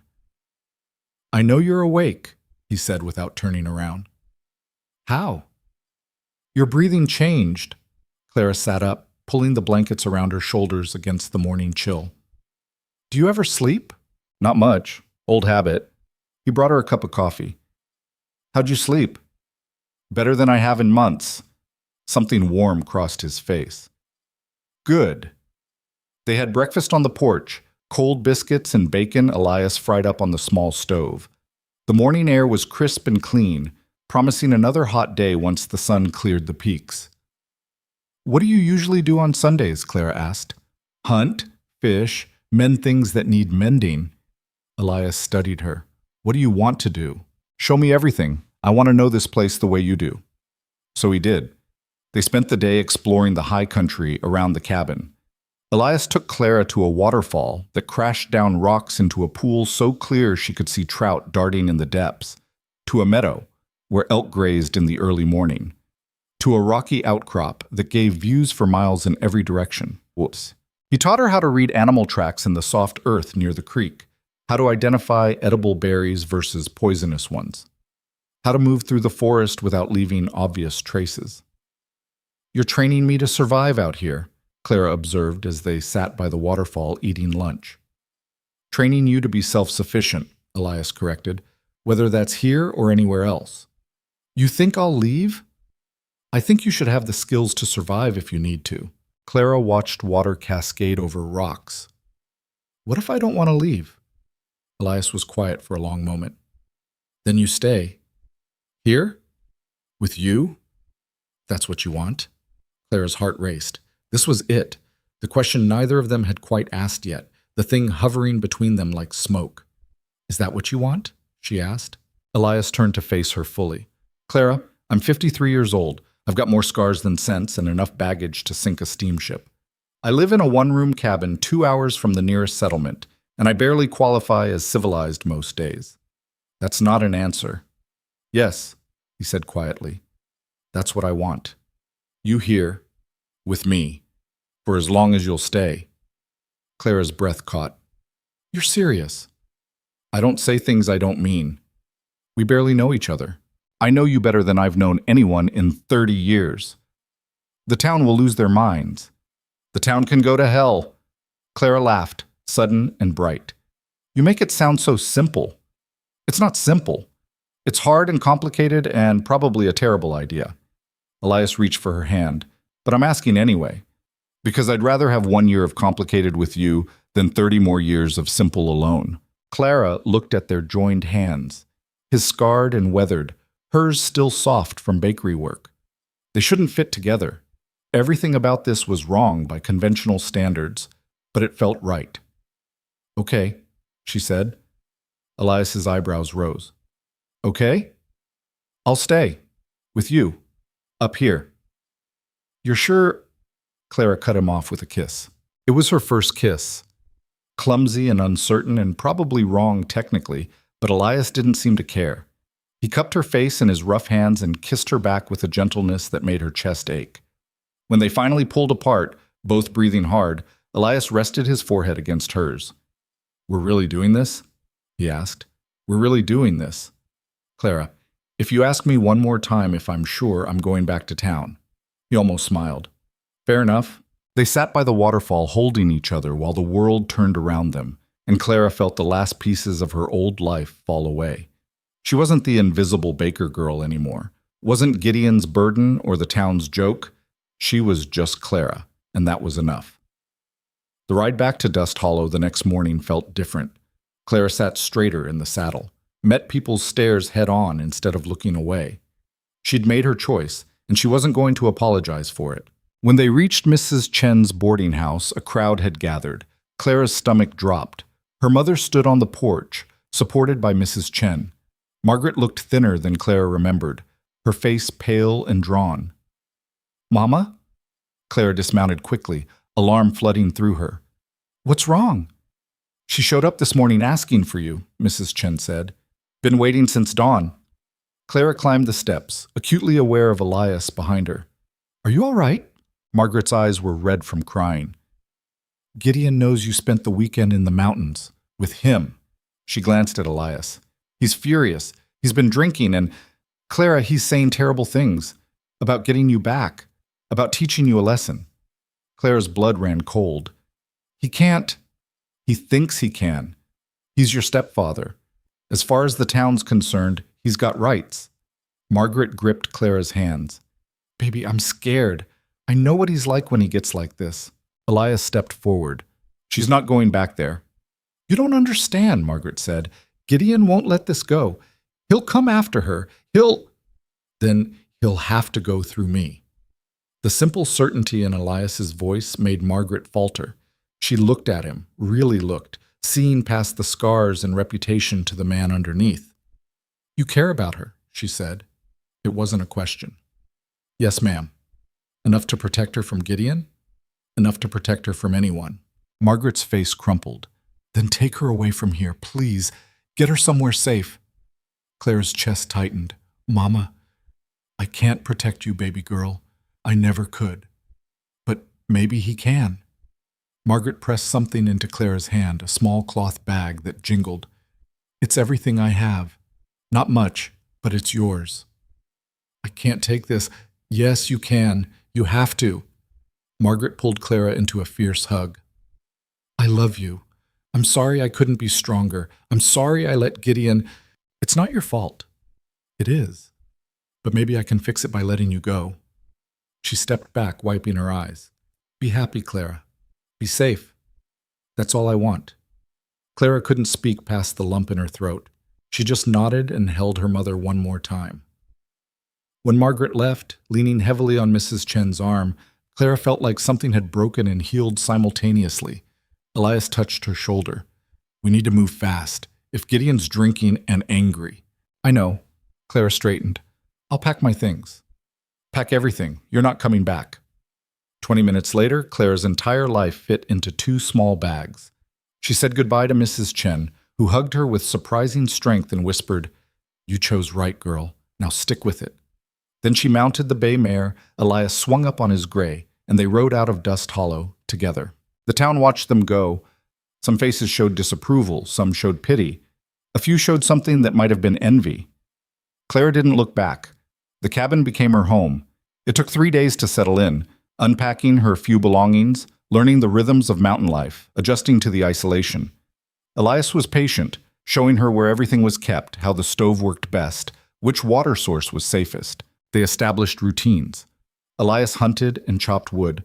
Clara cooked and mended and kept the cabin clean. In the evenings, they sat together reading or talking or just existing in comfortable silence.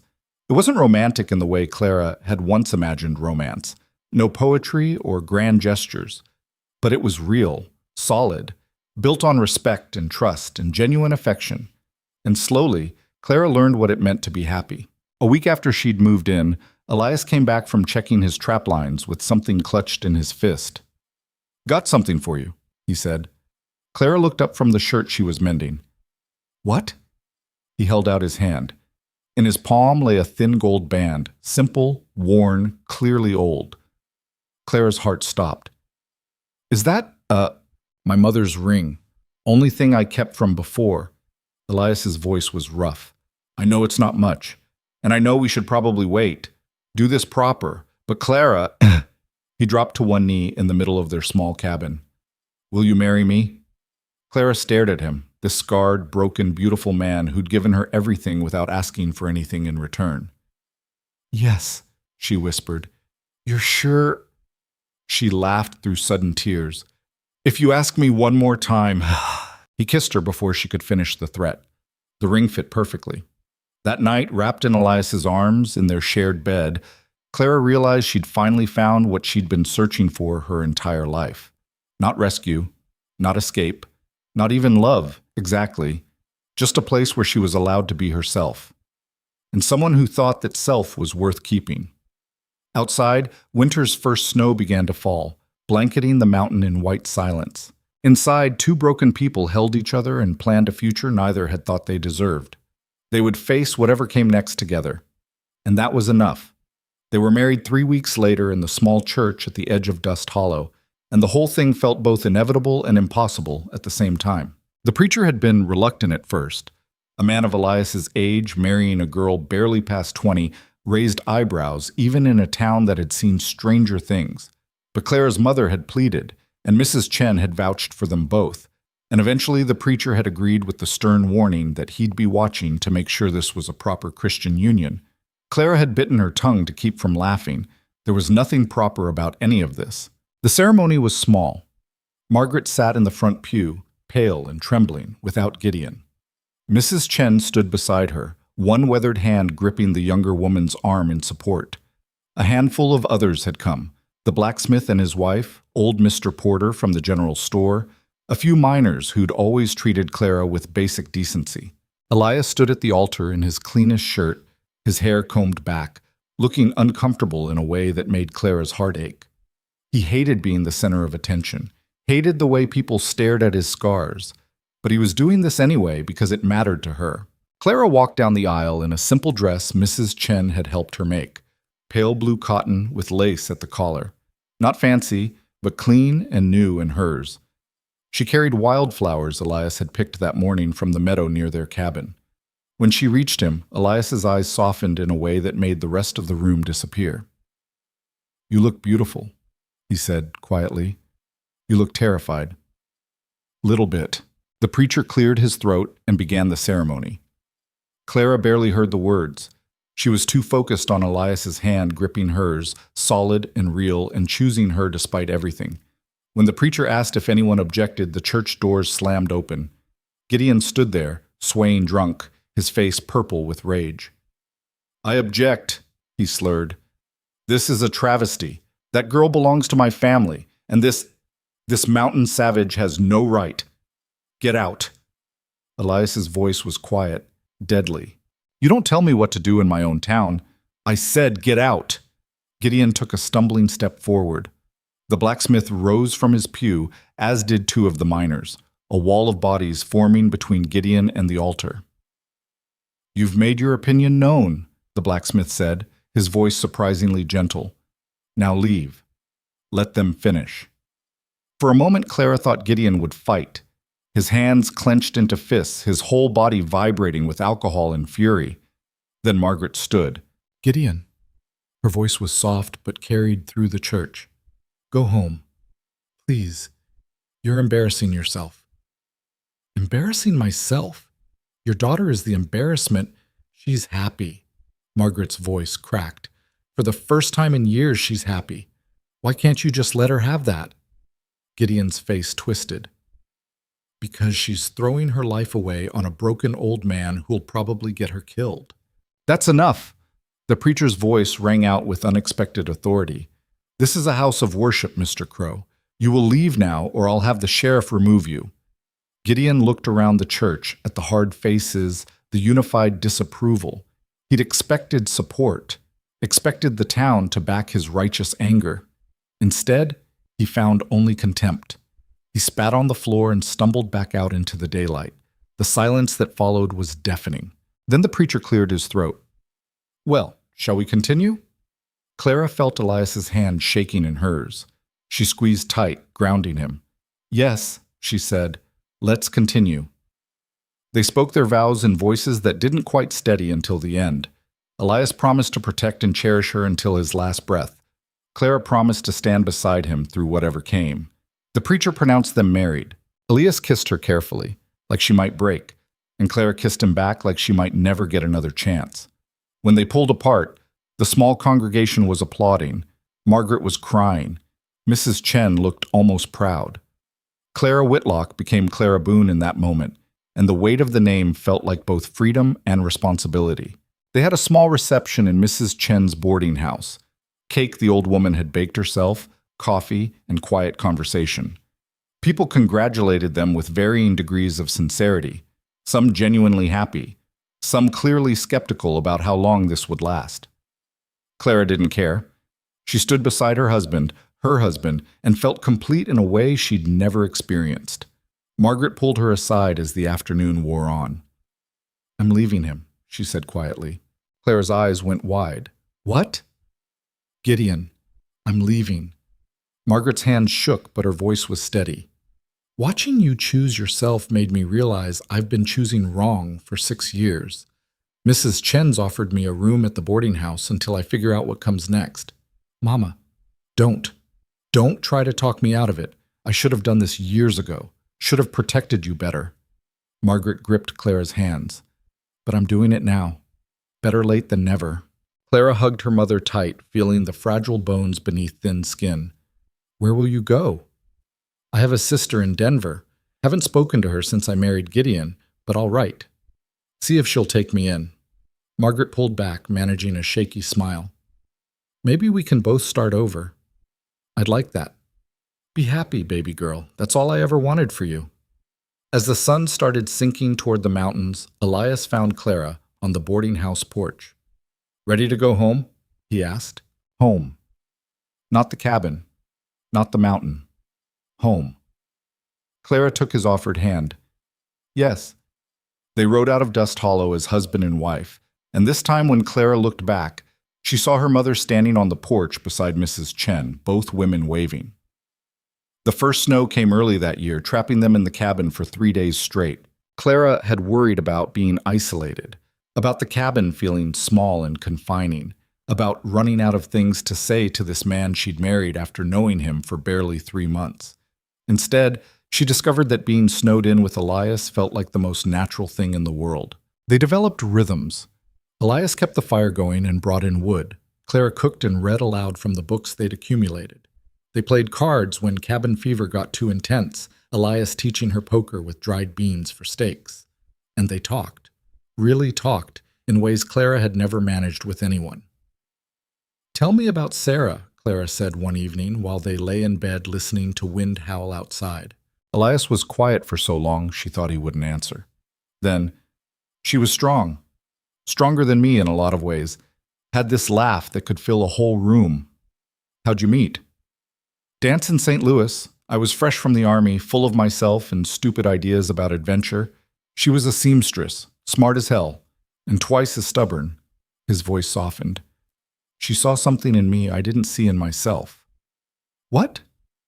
"That I was worth keeping." Clara's throat tightened. She was right. Elias pulled her closer. "You ever regret this? Marrying a man with ghosts?" "Everyone's got ghosts. Mine just don't have names." Clara traced the scars on his chest, old wounds from a life lived hard. "Do you regret marrying someone so young and stupid?" "You're not stupid." "I married a man I barely knew and moved to a cabin in the middle of nowhere. That's pretty stupid by most standards." "Or brave." Clara smiled in the darkness. "Same thing sometimes." They were quiet for a while. Then Elias spoke again.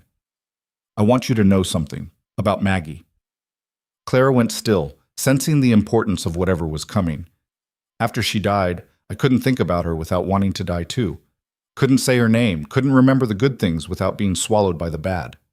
His voice roughened. "But lately, I've been able to think about her laugh. The way she'd grab my beard and try to climb me like a tree. Small things, good things." "That's good," Clara whispered. "It's because of you. You make me feel like I'm allowed to remember them without drowning." Clara pressed her face against his shoulder, fighting tears. "I wish I could have met them. They would have loved you, Sarah especially. She always wanted to save strays." "I'm a stray?" "Best kind." Clara hit him lightly, and Elias caught her hand, bringing it to his lips. "Thank you," he said quietly. "For what?" "For not being afraid of my past. Thank you for not being afraid of my future." They held each other while the storm raged outside, and Clara thought that maybe this was what marriage was supposed to be. Two people choosing each other, not despite their damage, but because of how that damage fit together. Winter deepened. The snow piled higher. The days grew shorter and the nights longer. Clara learned how to survive in the high country, how to dress for bitter cold, how to conserve food when supplies ran low, how to read weather signs and animal behavior. Elias was a good teacher, patient when she made mistakes, encouraging when she got things right. And Clara was determined to pull her weight, to be a partner instead of a burden. Some days were hard. The isolation wore on her more than she'd expected. She missed Mrs. Chen's practical companionship, missed having other women to talk to, missed the simple act of seeing other human faces. But Elias understood. On days when Clara felt the walls closing in, he'd bundle her up and take her riding, showing her new parts of the territory, introducing her to the vast silence that he'd made his home. And slowly, that silence became hers too. They made love for the first time on a night when the stars were so bright they seemed close enough to touch. Clara had been nervous, inexperienced, and uncertain despite being married. But Elias was gentle, patient, treating her like something precious instead of just another possession. Afterward, lying tangled together in their narrow bed, Clara felt different. Not because of the physical act itself, but because of what it represented. Complete trust, complete vulnerability, complete acceptance. "You okay?" Elias asked, his voice rough. Clara pressed closer. "Better than okay." "No regrets?" "Stop asking me that." He almost laughed. "Can't help it." "Help." "Yes, you can. I chose this. I chose you. I keep choosing you." She propped herself up to look at him. When are you going to believe that? Elias touched her face with surprising tenderness. Working on it. Work faster. This time he did laugh, a real one that transformed his scarred face into something almost young. Clara fell asleep smiling, wrapped in warmth and safety, and dreamed of wildflowers blooming in impossible snow. The winter storm that changed everything came in late February. They'd been running low on supplies, coffee, flour, salt, and had planned to make a trip to Dust Hollow when the weather cleared. But the storms kept coming, one after another, burying the mountain roads and making travel impossible. Finally, after 2 weeks of being trapped, there was a break in the weather. We need to go now, Elias said, reading the sky with experienced eyes. This won't last long. Clara bundled up in every layer she owned. They packed light, just what they absolutely needed, and started down the mountain trail. The ride to Dust Hollow took longer than usual. The snow was deep and the horses struggled. But they made it by early afternoon, and the town looked almost peaceful under its blanket of white, until they saw the smoke. Black and thick, rising from the far end of Main Street. That's near your mother's place, Clara said, alarm flooding through her. Elias kicked his horse into a faster pace. They rounded the corner and Clara's stomach dropped. Her childhood home, the bakery building where she'd spent 22 years, was engulfed in flames. People crowded the street, passing buckets in a futile attempt to fight the fire.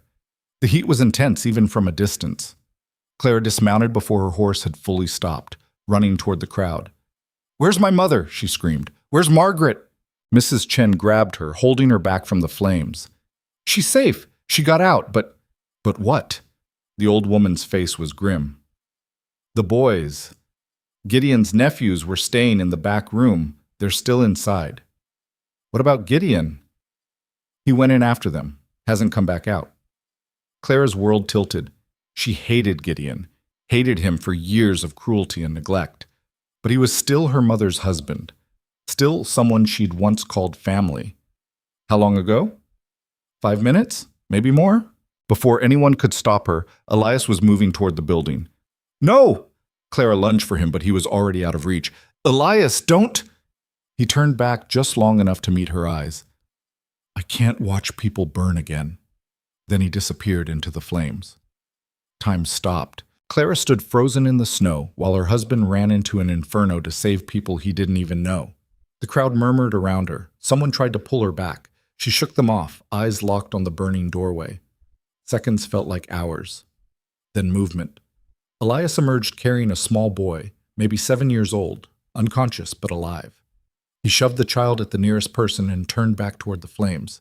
"Elias, no!" But he was already gone again. He came out with the second boy, then went back in. This time he had Gideon, barely conscious, burned, choking on smoke. Elias dragged him out and immediately turned for the building a fourth time. The roof groaned. "It's coming down!" someone shouted. Elias hesitated, just for a second, then ran back inside anyway. Clara screamed. The roof collapsed with a sound like the world ending. Clara was running before she realized she'd moved, fighting through the crowd, fighting through hands that tried to hold her back. The heat was unbearable. Flames roared like living things. Then Elias appeared in a side window. He'd found another way out. Thank everything holy, he'd found another way out. He tried to climb through, but the frame was too small. Or maybe he was too big. Or maybe he was injured and couldn't move right. The blacksmith was there suddenly with an axe, smashing the window frame wider, while others threw water on the wall to keep it from collapsing. They pulled Elias through. He fell into the snow, coughing, burned, bleeding. Clara dropped beside him, her hands shaking as she checked for injuries. His coat was smoking. His hands were blistered. There was blood coming from somewhere near his ribs. "You idiot!" she sobbed. "You complete idiot!" "Everyone out?" Elias rasped. "Yes. Everyone's out." "Good." He tried to sit up and failed. "That's good." "Don't you dare die on me," Clara said fiercely. "Don't you dare." "Not planning to." Then his eyes rolled back and he collapsed. The next 3 days were the longest of Clara's life. The doctor, a tired man who'd seen too much frontier violence, set up in Mrs. Chen's boarding house and worked on Elias with grim determination. The burns weren't as bad as they could have been, protected by his heavy coat. But he'd inhaled too much smoke, cracked ribs when part of the ceiling fell on him, and lost a dangerous amount of blood from a gash across his side. He might make it, the doctor said, or he might not. Next 48 hours will tell. Clara didn't leave his side. She sat in a chair beside the bed and watched Elias fight for every breath. His face was gray. His hands were wrapped in bandages. Sometimes he'd jerk awake, gasping, reliving the fire and fevered nightmares. Clara would hold him then, murmuring reassurances until he calmed. Margaret came to visit, looking frail but determined. "How is he?" she asked. "Still fighting." Margaret sat down beside Clara, her own hands showing fresh bandages from minor burns. "He saved them all. Gideon, the boys. Everyone who was trapped. I know. The whole town knows. They're calling him a hero." Clara's laugh was bitter. "They called him a monster 2 months ago. People are stupid. It takes something big to make them see what's been in front of them all along." Margaret reached over and gripped Clara's hand. "He's strong. He'll make it through this." "You don't know that. I know he has you to come back to. That's a powerful reason to live." On the second night, Elias's fever spiked. He thrashed in the bed, calling out names Clara didn't recognize, brothers from the war, friends long dead, Sarah and Maggie. The doctor tried to cool him down with wet cloths, but the fever wouldn't break. Clara climbed into the bed beside him, holding him despite the heat radiating from his skin. "Come back to me," she whispered against his ear. "Please, Elias, come back." His hand found hers, gripping tight even in delirium. "Don't leave," he mumbled. "Don't leave me alone. I'm right here. I'm not going anywhere. Promise. I promise." The fever broke near dawn. Clara woke to find Elias watching her with clear eyes, his breathing easier. "Hi," he rasped. Clara burst into tears. "Hey, no, don't cry. You almost died, you stubborn ass." "But I didn't. You ran into a burning building 4 times. Had to." His voice was weak but steady. "Couldn't let them die." Clara wiped her eyes angrily. "You could have died, but I had you to come back to. That's not, you can't just..." She couldn't find words big enough for the fear she'd felt. "Don't ever do that to me again." Elias managed a weak smile. "Can't promise that." "Why not?" "Because if someone needs help and I can give it, I will, even if it's dangerous." He squeezed her hand. "That's who I am." Clara knew he was right, knew that the man she'd married was the kind of person who ran toward danger instead of away from it. It was part of why she loved him. "Then I guess I'll just have to get used to being terrified," she said. "Sorry." "No, you're not." "Little bit." Clara kissed him carefully, mindful of his injuries. "The doctor says you need to rest. Build your strength back." "How long was I out?" 2 days. Elias's eyes widened slightly. 2 days? We need to get back to the cabin." "The cabin can wait. You almost died." "But the horses are being cared for. Mrs. Chen's handling everything." Clara smoothed hair back from his forehead. "Just rest, please." Elias studied her face. "You look exhausted. I've been sitting here watching you breathe for 2 days. I'm fine." "Liar." "Rest," Clara repeated firmly, "or I'll have the doctor sedate you." "Bossy. You married me. Deal with it." Elias's expression softened. "Yeah, I did." He fell asleep holding her hand, and Clara finally let herself believe he was going to survive. Recovery was slow. Elias spent a week in Mrs. Chen's boarding house, healing under the doctor's watchful eye. The burns on his hands made everything difficult. The cracked ribs made breathing painful. But he was alive and improving, and that was all that mattered. The town's attitude toward him had shifted completely. People who'd crossed the street to avoid him now stopped by to check on his condition. The blacksmith brought food. Old Mr. Porter sent medicine. Even the preacher came by to offer prayers and gratitude. Elias bore it all with uncomfortable stoicism, clearly wishing everyone would just leave him alone. "You're a hero," Clara told him one afternoon. "Get used to it." "I'm not a hero, just did what needed doing." "That's what heroes do." "Then the word doesn't mean much." Clara smiled. "You saved 4 lives, including Gideon's. That means something." At the mention of Gideon's name, Elias's expression hardened. "How is he?" "Recovering. Slower than you. The The doctor says he'll have scars. Clara paused. He asked to see you. Why? I don't know, but he's been asking every day. Elias was quiet for a long moment. Then, all right, bring him in. Gideon came later that evening, supported by Mrs. Chen.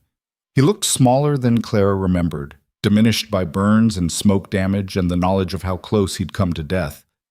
Boone, he said, his voice hoarse. Crow. An awkward silence filled the room. Finally, Gideon spoke. You saved my life. Saved everyone I could find. You didn't have to, after how I treated you, how I treated Clara. Gideon's burned hands clenched.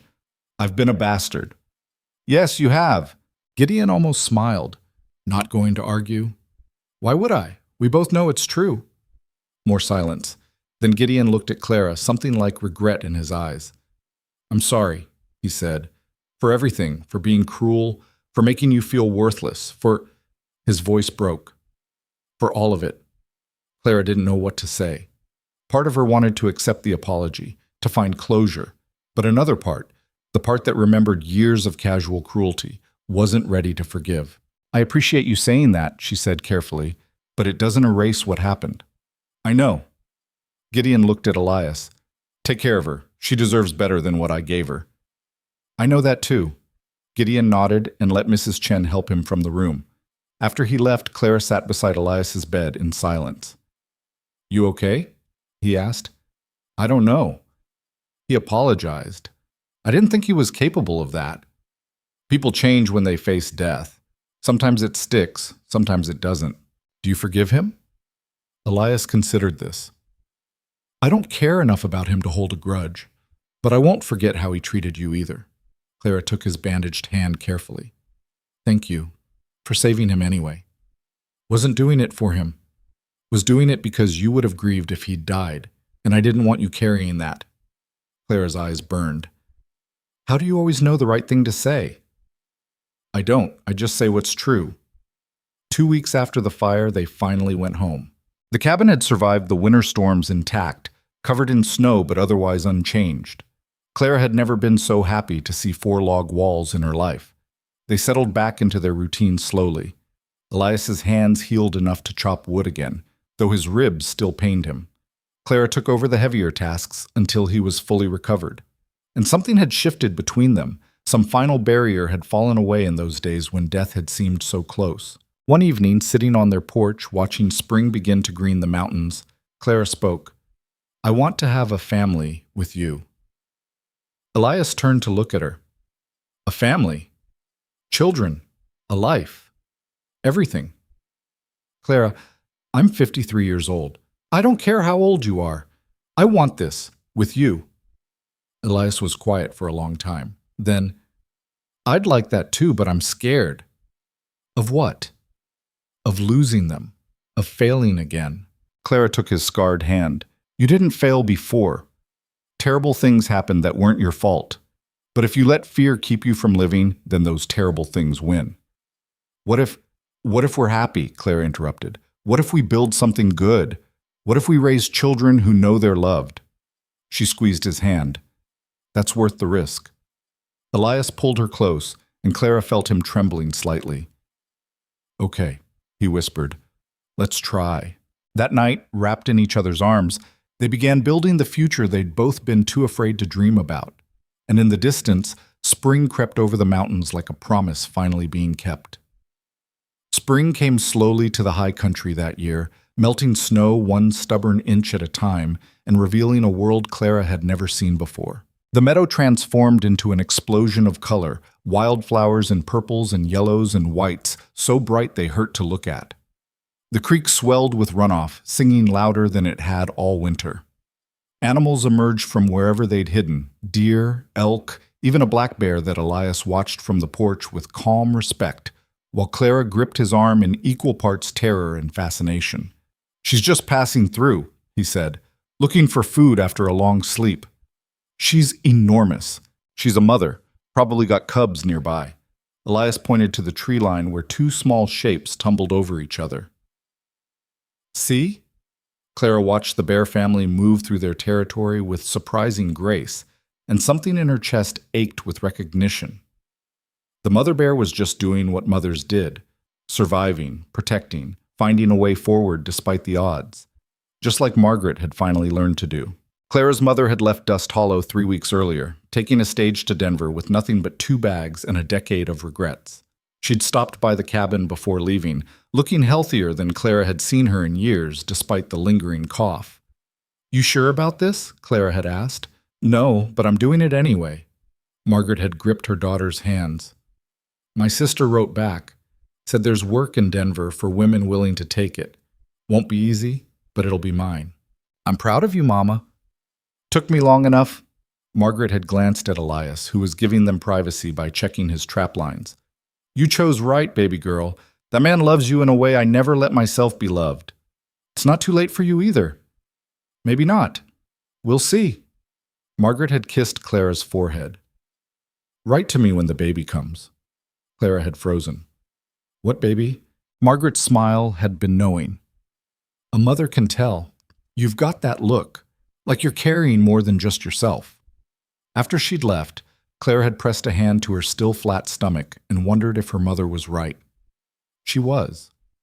The sickness started 2 weeks later, morning nausea that made her retch into the bushes behind the cabin while Elias held her hair and tried not to look terrified. "You need the doctor," he said after the 3rd morning in a row. "I don't need a doctor. I need to stop being pregnant for about 5 minutes. Elias had gone completely still. We're... Yes." He'd sat down hard on the porch steps, his scarred face cycling through emotions too fast to track. Fear, joy, panic, wonder. "Say something," Clara had prompted, wiping her mouth. "I don't know what to say." "How about congratulations?" "I'm terrified." "Me too." Elias had looked up at her then, and the vulnerability in his eyes had stolen her breath. "What if I can't protect you? What if something happens?" Clara had sat beside him, taking his rough hands in hers. "Then we'll handle it. Together, just like everything else." "You don't understand. Last time was 30 years ago in different circumstances with different people." Clara had forced him to meet her eyes. "I'm not Sarah. This baby isn't Maggie. You can't protect us by living in the past." "I know, but knowing doesn't make the fear go away." "Good. Be scared. I'm scared too." She'd placed his hand on her stomach. "But be scared while we do this anyway."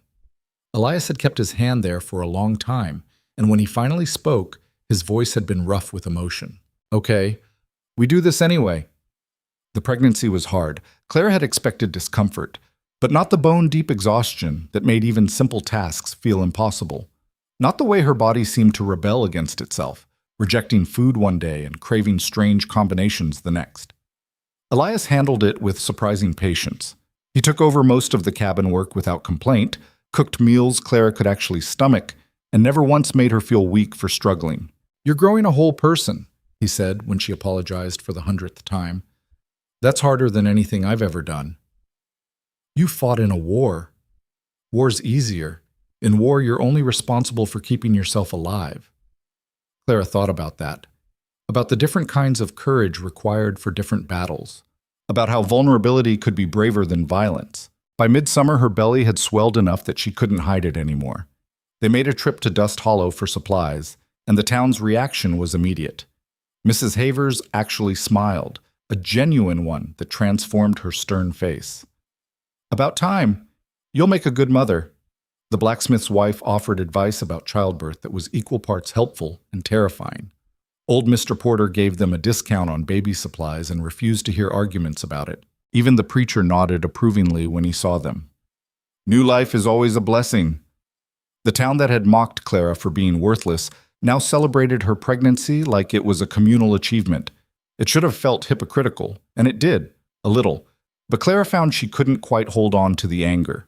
People changed, towns changed, and maybe that was worth acknowledging even if you didn't forget what came before. Mrs. Chen was the most practical, as always. "You'll need help when the time comes," she said over tea in her kitchen. "I've delivered enough babies to know what I'm doing."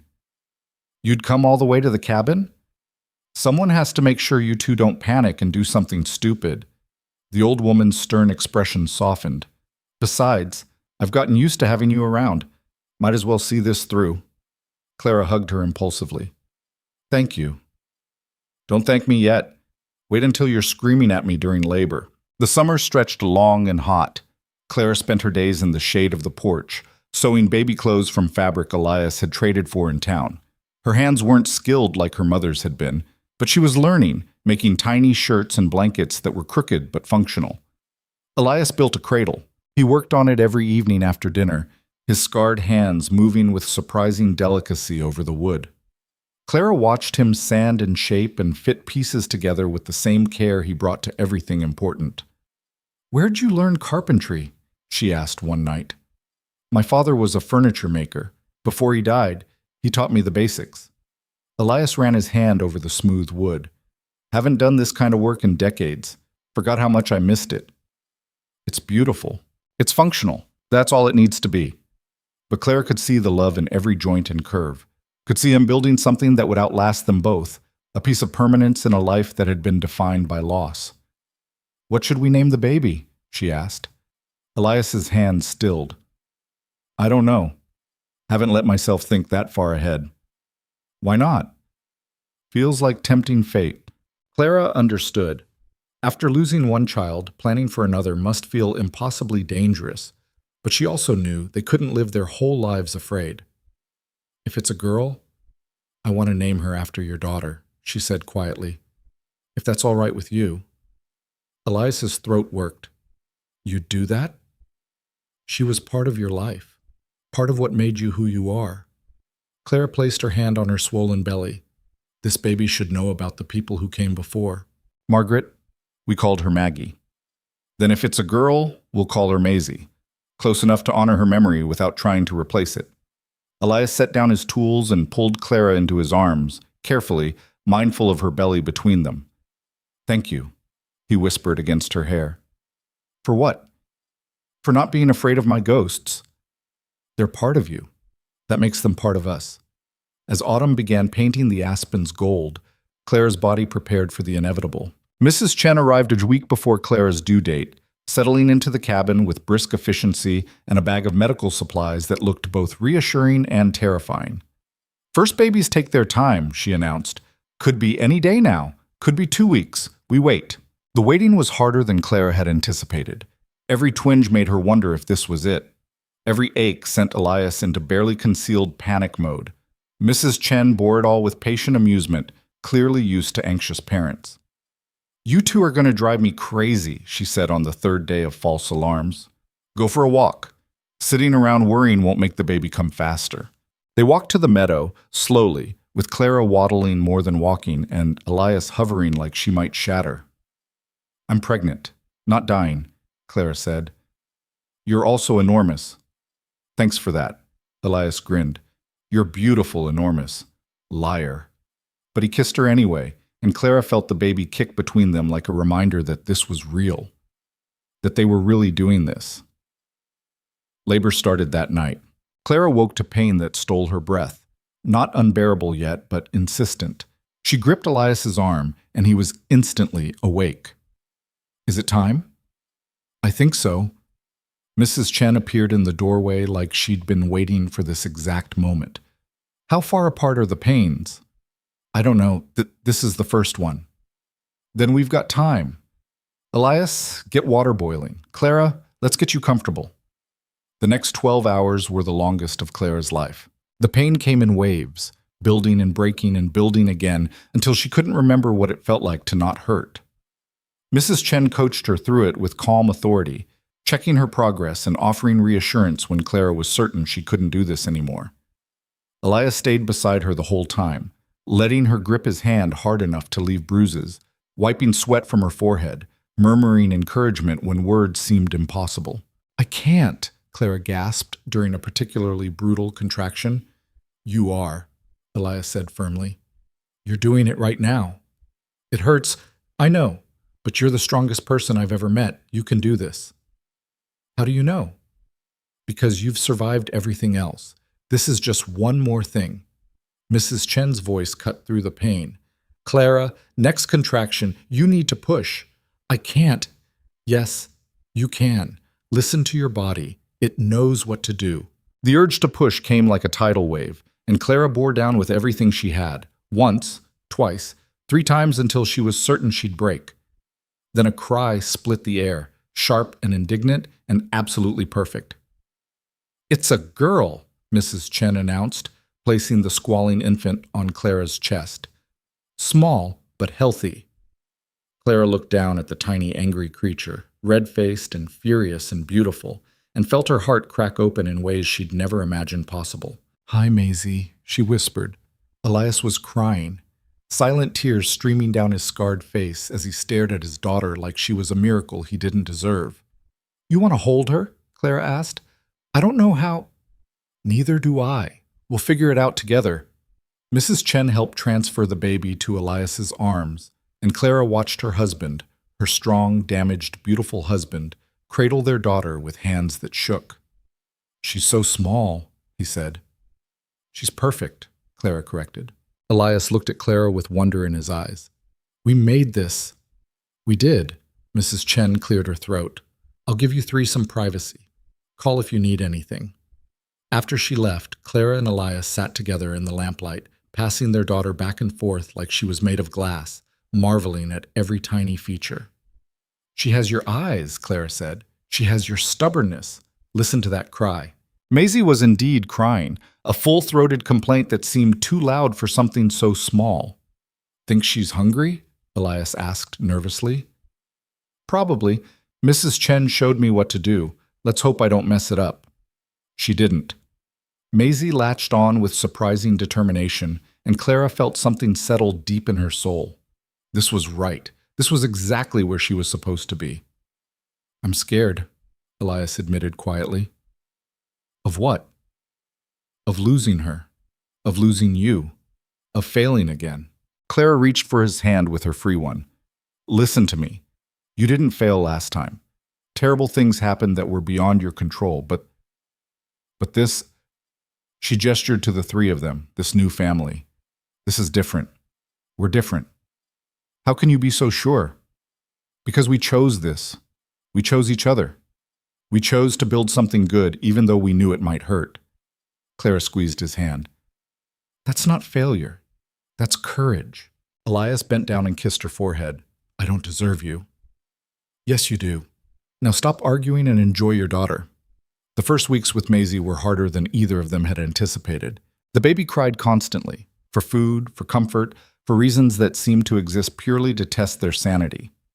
Clara was exhausted beyond measure, her body still recovering while trying to keep a tiny human alive. Elias did everything he could to help, but there were some things only Clara could do. Mrs. Chen stayed for 2 weeks, teaching them the basics of infant care with patient repetition. How to change cloth diapers. How to swaddle. How to tell the difference between hungry cries and tired cries and "I'm just angry at existence" cries. "You're both doing fine," she said before leaving. "Stop expecting perfection and just do your best." After she left, Clara and Elias muddled through on their own. Some days were good. Maisie would sleep for hours, giving them precious time to rest or eat or just exist together. Clara would watch Elias hold their daughter, singing to her in a rough voice that somehow soothed the baby's fussing, and feel complete. Other days were brutal. Maisie would scream for hours despite everything they tried. Clara would cry from exhaustion and frustration and the overwhelming responsibility of keeping a person alive. Elias would look equally lost, his helplessness written across his scarred face. But they figured it out. Day by day, mistake by mistake, they learned how to be parents. One night, 3 months after Maisie's birth, Clara woke to find Elias gone from bed. She found him on the porch, holding their sleeping daughter and staring out at the star-filled sky. "Can't sleep?" Clara asked softly. "Didn't want to. She's only this small once." He looked at Clara, and his eyes were wet. "I missed all of this with Maggie. She was born while I was deployed. By the time I got home, she was already 6 months old." Clara's throat tightened. "I didn't know that. I thought I'd have time. Thought I'd watch her grow up, teach her things, be the kind of father mine never was." His voice cracked. "Then she was gone, and I never got any of it back." Clara sat beside him, wrapping her arms around both her husband and daughter. "You're getting it now," she said. "Right here. Every late night, Every feeding, every moment, you're getting it all. I'm terrified I'll waste it. Then don't. Be present. Be here. Clara kissed his cheek. That's all any of us can do. Elias held them both tighter, and Clara felt the last of his ghosts finally begin to release their grip. Winter came again, but it felt different this time. The cabin that had once housed a lonely hermit now rang with baby sounds, crying, cooing, the soft snuffles of infant sleep. Clara barely remembered what silence felt like anymore, and she didn't miss it. Maisie grew, slowly at first, then suddenly all at once. Her eyes, pale gray like Elias's, began focusing on faces. Her hands learned to grab, her mouth learned to smile, and the first time she smiled at Elias, he'd wept openly. She knows me, he'd said, awed. Of course she knows you. You're her father. I'm her father. He'd said it like he was testing the words. I'm actually her father. You've been her father since she was born. I know, but I didn't believe it until now. They developed routines. Elias would wake early and tend to the cabin while Clara fed Maisie. During the day, they'd take turns working and baby watching. In the evenings, they'd sit together by the fire, passing Maisie between them while they talked about everything and nothing. It wasn't perfect. Some days Clara wanted to scream from exhaustion. Some days Elias retreated into old fears and needed gentle pulling back. Some days they fought. Real fights about whose turn it was to deal with diapers, or whether Maisie was too cold or too hot, or whether they were completely ruining this tiny person. But it was real. And real was better than perfect ever could be. Spring returned, and with it came visitors. Margaret arrived first, traveling from Denver with a trunk full of baby gifts and stories about her new life. You look happy, Mama, Clara said. I look tired. Denver's harder than I expected. But Margaret's smile was genuine. Also better than I hoped. I got a job in a dressmaker's shop. The pay's not much, but I'm learning skills, making my own money. I'm proud of you, and I'm proud of me too. Margaret turned to watch Elias playing with Maisie on the floor, making silly faces that made the baby shriek with laughter. You chose well, baby girl. I know. Do you love him? More than I thought I could love anyone. Good. That's how it should be. Margaret paused. I got a letter from Gideon. Clara tensed. What did he want? To apologize. Again. He's apparently been sober since the fire. Margaret's voice was carefully neutral. Says he wants to make amends. Do you believe him? I don't know. Maybe. People can change. She looked at Clara. Do you want to see him? Clara thought about it, about the years of cruelty, the recent apology, the complicated truth that people were rarely all good or all bad. Not yet, she said finally. Maybe someday, but not yet. That's fair. Other visitors came as summer deepened. Mrs. Chen made the trip several times, bringing supplies and checking on Maisie's development with professional thoroughness. The blacksmith and his wife stopped by once, awkward but kind. Even a few miners Clara barely knew made the journey, curious about the hermit and his family. The mountain cabin that had been Elias's escape from the world slowly became a home that welcomed it back in. On Maisie's first birthday, they held a small celebration. Just the three of them, plus Mrs. Chen and Margaret, sitting in the meadow eating cake Clara had somehow managed to bake despite having a toddler constantly demanding attention.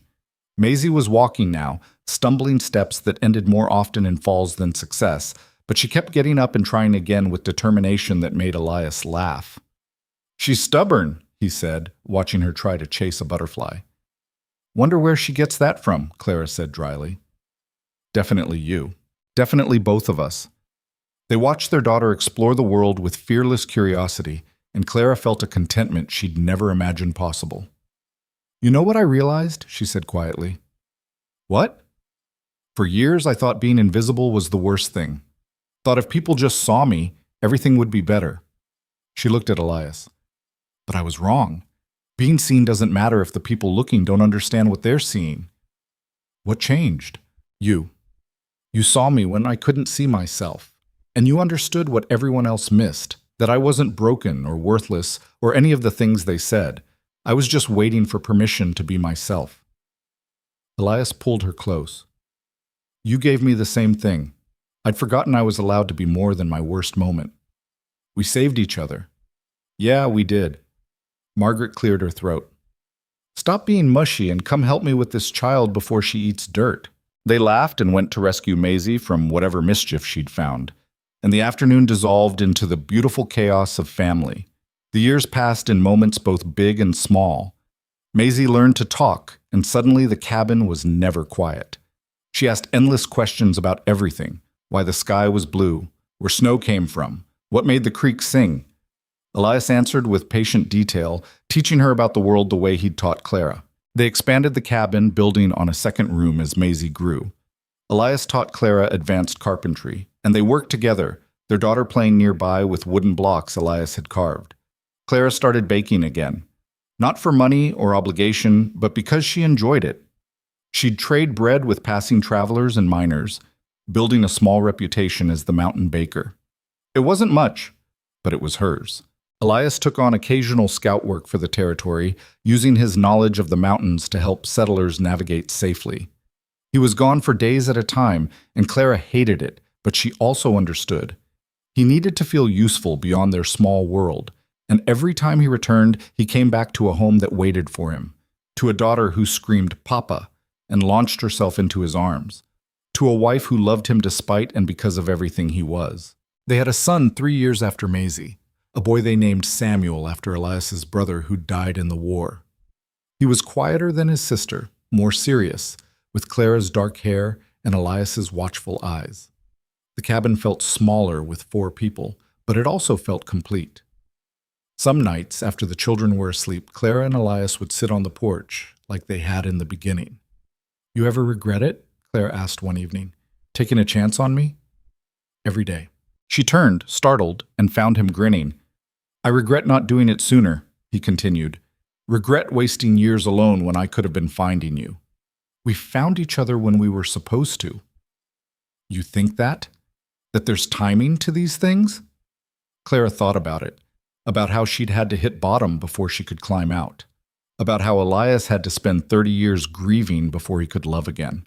Yeah, she said, I think we both had to become who we needed to be before we could recognize each other. Elias took her hand, his grip still strong despite the arthritis starting to stiffen his joints. I love you, Clara Boone. I love you too, you stubborn old man. I'm not that old. You're 62. Still not that old. Clara laughed and leaned against his shoulder, and they sat together watching their children's future unfold in the starlight. When Maisie was 10 and Samuel was 7, they took the family to visit Dust Hollow. The town had changed. New buildings had gone up. The population had stabilized. There was talk of a railroad coming through, bringing prosperity and connection to the outside world. Mrs. Chen was still running her boarding house, older and slower, but sharp as ever. She doted on the children with uncharacteristic softness, slipping them candy and teaching them card tricks. Margaret had returned from Denver 2 years earlier, opening a small dress shop that was doing surprisingly well. She looked healthier than Clara had ever seen her, with color in her cheeks and confidence in her bearing. I'm getting married, she told Clara over tea. What? To who? Mr. Porter, from the general store. He's been courting me for months. Margaret actually blushed. I said yes last week. Clara hugged her mother tight. I'm so happy for you. Took me long enough to find someone good, but better late than never. They even saw Gideon. He was working at the livery stable, sober and sober-looking, his burns healed into scars that matched his regrets. He nodded at Elias with something like respect and approached Clara carefully. Your children are beautiful, he said. Thank you. I'm sorry for everything. I know I've said it before, but I know. Clara's voice was quieter now, the old anger dulled by time and distance. I'm not ready to forgive you. Maybe I won't ever be. But I don't hate you anymore either. Gideon nodded like that was more than he deserved. That's fair. After he left, Elias put his arm around Clara's shoulders. You all right? Yeah.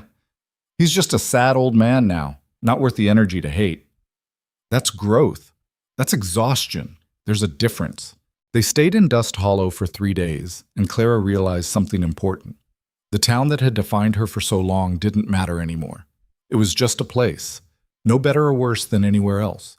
The people who'd hurt her were just people, carrying their own damage and doing their best. and she didn't need their approval or apology to be whole. She already was. The ride back to the cabin felt like coming home in the truest sense. Maisie chattered about everything she'd seen. Samuel rode quietly, processing in his careful way. Elias and Clara exchanged glances over their children's heads, sharing the silent communication of longtime partners. When the cabin came into view, Clara felt the same peace she'd felt the first time Elias had brought her here. This was home. Not because of the building or the location, but because of the people inside it. That night, after the children were asleep, Clara found Elias at the creek where he'd built a small memorial years earlier, 3 stones placed carefully, marking the family he'd lost. He came here sometimes when he needed to remember. Clara sat beside him in the darkness. "You okay?" she asked. "Yeah, just thinking about how strange life is." "Strange how?" 30 years ago, I thought my life was over. Thought I'd spend whatever time I had left just existing until I died. He looked at Clara. "Then you stumbled into it and changed everything. You changed things too, for me. We saved each other." "We did." Clara leaned against him. "And we built something good, something that lasts."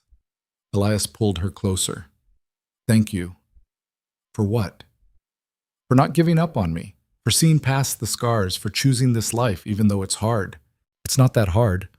"Liar," Clara smiled. "Okay, it's hard, but it's worth it." They sat by the creek listening to water flow over stones, and Clara thought about all the lives she could have lived, all the choices she could have made differently. She could have stayed in Dust Hollow, married someone safe and acceptable, lived a respectable life of quiet desperation. She could have run away to somewhere new, started over completely, tried to become someone else. Instead, she'd chosen this: a scarred man with ghost, a cabin in the mountains, a life built on risk and trust, and the stubborn belief that broken things could still hold weight. And it had been the right choice. Not because it was easy or perfect or what anyone expected, but because it was real. Because it was chosen. Because it was theirs. Years later, when Maisie was grown and married with children of her own, she asked Clara what the secret was. "Secret to what?" Clara asked, bouncing her granddaughter on her knee. "To making a marriage work. You and Papa have been together almost 30 years. What's the secret?" Clara thought about it. About all the fights and reconciliations. About the fear and the courage. About the choice made new every single day. "There's no secret," she said finally. "Just commitment. And not the kind where you promise to stay no matter what. The kind where you choose each other every morning even when it's hard, especially when it's hard." "That's it?" "That's everything." Maisie looked skeptical, but Clara just smiled. Her daughter would understand eventually. When the easy feelings faded and only choice remained. When love became less about emotion and more about action. That's when you learned what partnership really meant. Elias died in his sleep at 78. Clara found him one morning, still and peaceful, his scarred face finally at rest. For a moment she couldn't breathe, couldn't think, couldn't process that the man who'd been her entire world for nearly 3 decades was simply gone. Then she climbed into bed beside him one last time and held his hand. "Thank you," she whispered, "for seeing me, for choosing me, for building this life with me." She stayed there until Maisie came to check on them and found her mother holding her father's body, dry-eyed but devastated. The funeral was larger than Clara expected. People came from all over the territory. Settlers Elias had guided, miners he'd helped, families whose children he'd taught survival skills. The church couldn't hold everyone. They buried him on the mountain near the memorial he'd built for Sarah and Maggie. Clara stood between her children and watched the man she loved return to the earth, and she felt both broken and whole at the same time. "He had a good life," Samuel said quietly. "He had a second chance," Clara corrected, "and he didn't waste it." After everyone left, Clara stood alone at the grave. "I'm not ready," she said to the turned earth. "I'm not ready to do this without you." But she would, because that's what they'd both learned, that you could survive impossible things, that broken didn't mean finished, that love could exist even after the person was gone. Clara lived another 12 years. She stayed in the cabin, refusing her children's offers to move to town. This was her home, her and Elias's home, and she wasn't leaving it. She baked. She tended the garden Elias had planted. She watched her grandchildren grow and told them stories about the grandfather they barely remembered, making sure they knew he'd been more than scars and silence. And on quiet evenings, she'd sit on the porch and remember a storm that brought them together. Remember coffee and careful conversations. Remember the slow building of trust between two people who'd forgotten they deserved it. Remember choosing love when everything said it was too risky. Remember building something that lasted. Clara Boone died at 74, surrounded by family, her last words a whisper that Maisie barely caught. "Tell him I'm coming." They buried her beside Elias on the mountain, and the cabin they'd shared fell silent. But the story didn't end there. Because love doesn't end when people die. It continues in the children they raised and the choices those children make. It echoes in the grandchildren who carry pieces of them forward. It lives in the stories told around fires about a hermit and a baker who found each other in the worst place at the worst time and chose to build something beautiful anyway. Years later, Maisie's granddaughter would ask about the old cabin ruins on the mountain. "That's where your great-great-grandparents lived," Maisie would say, walking the girl through the remains. They were both broken people who everyone said wouldn't make it, but they proved them all wrong. How? By choosing each other, every single day, even when it was hard, especially when it was hard. The girl would look at the crumbling walls and try to imagine what it had been like. Two people, one small cabin.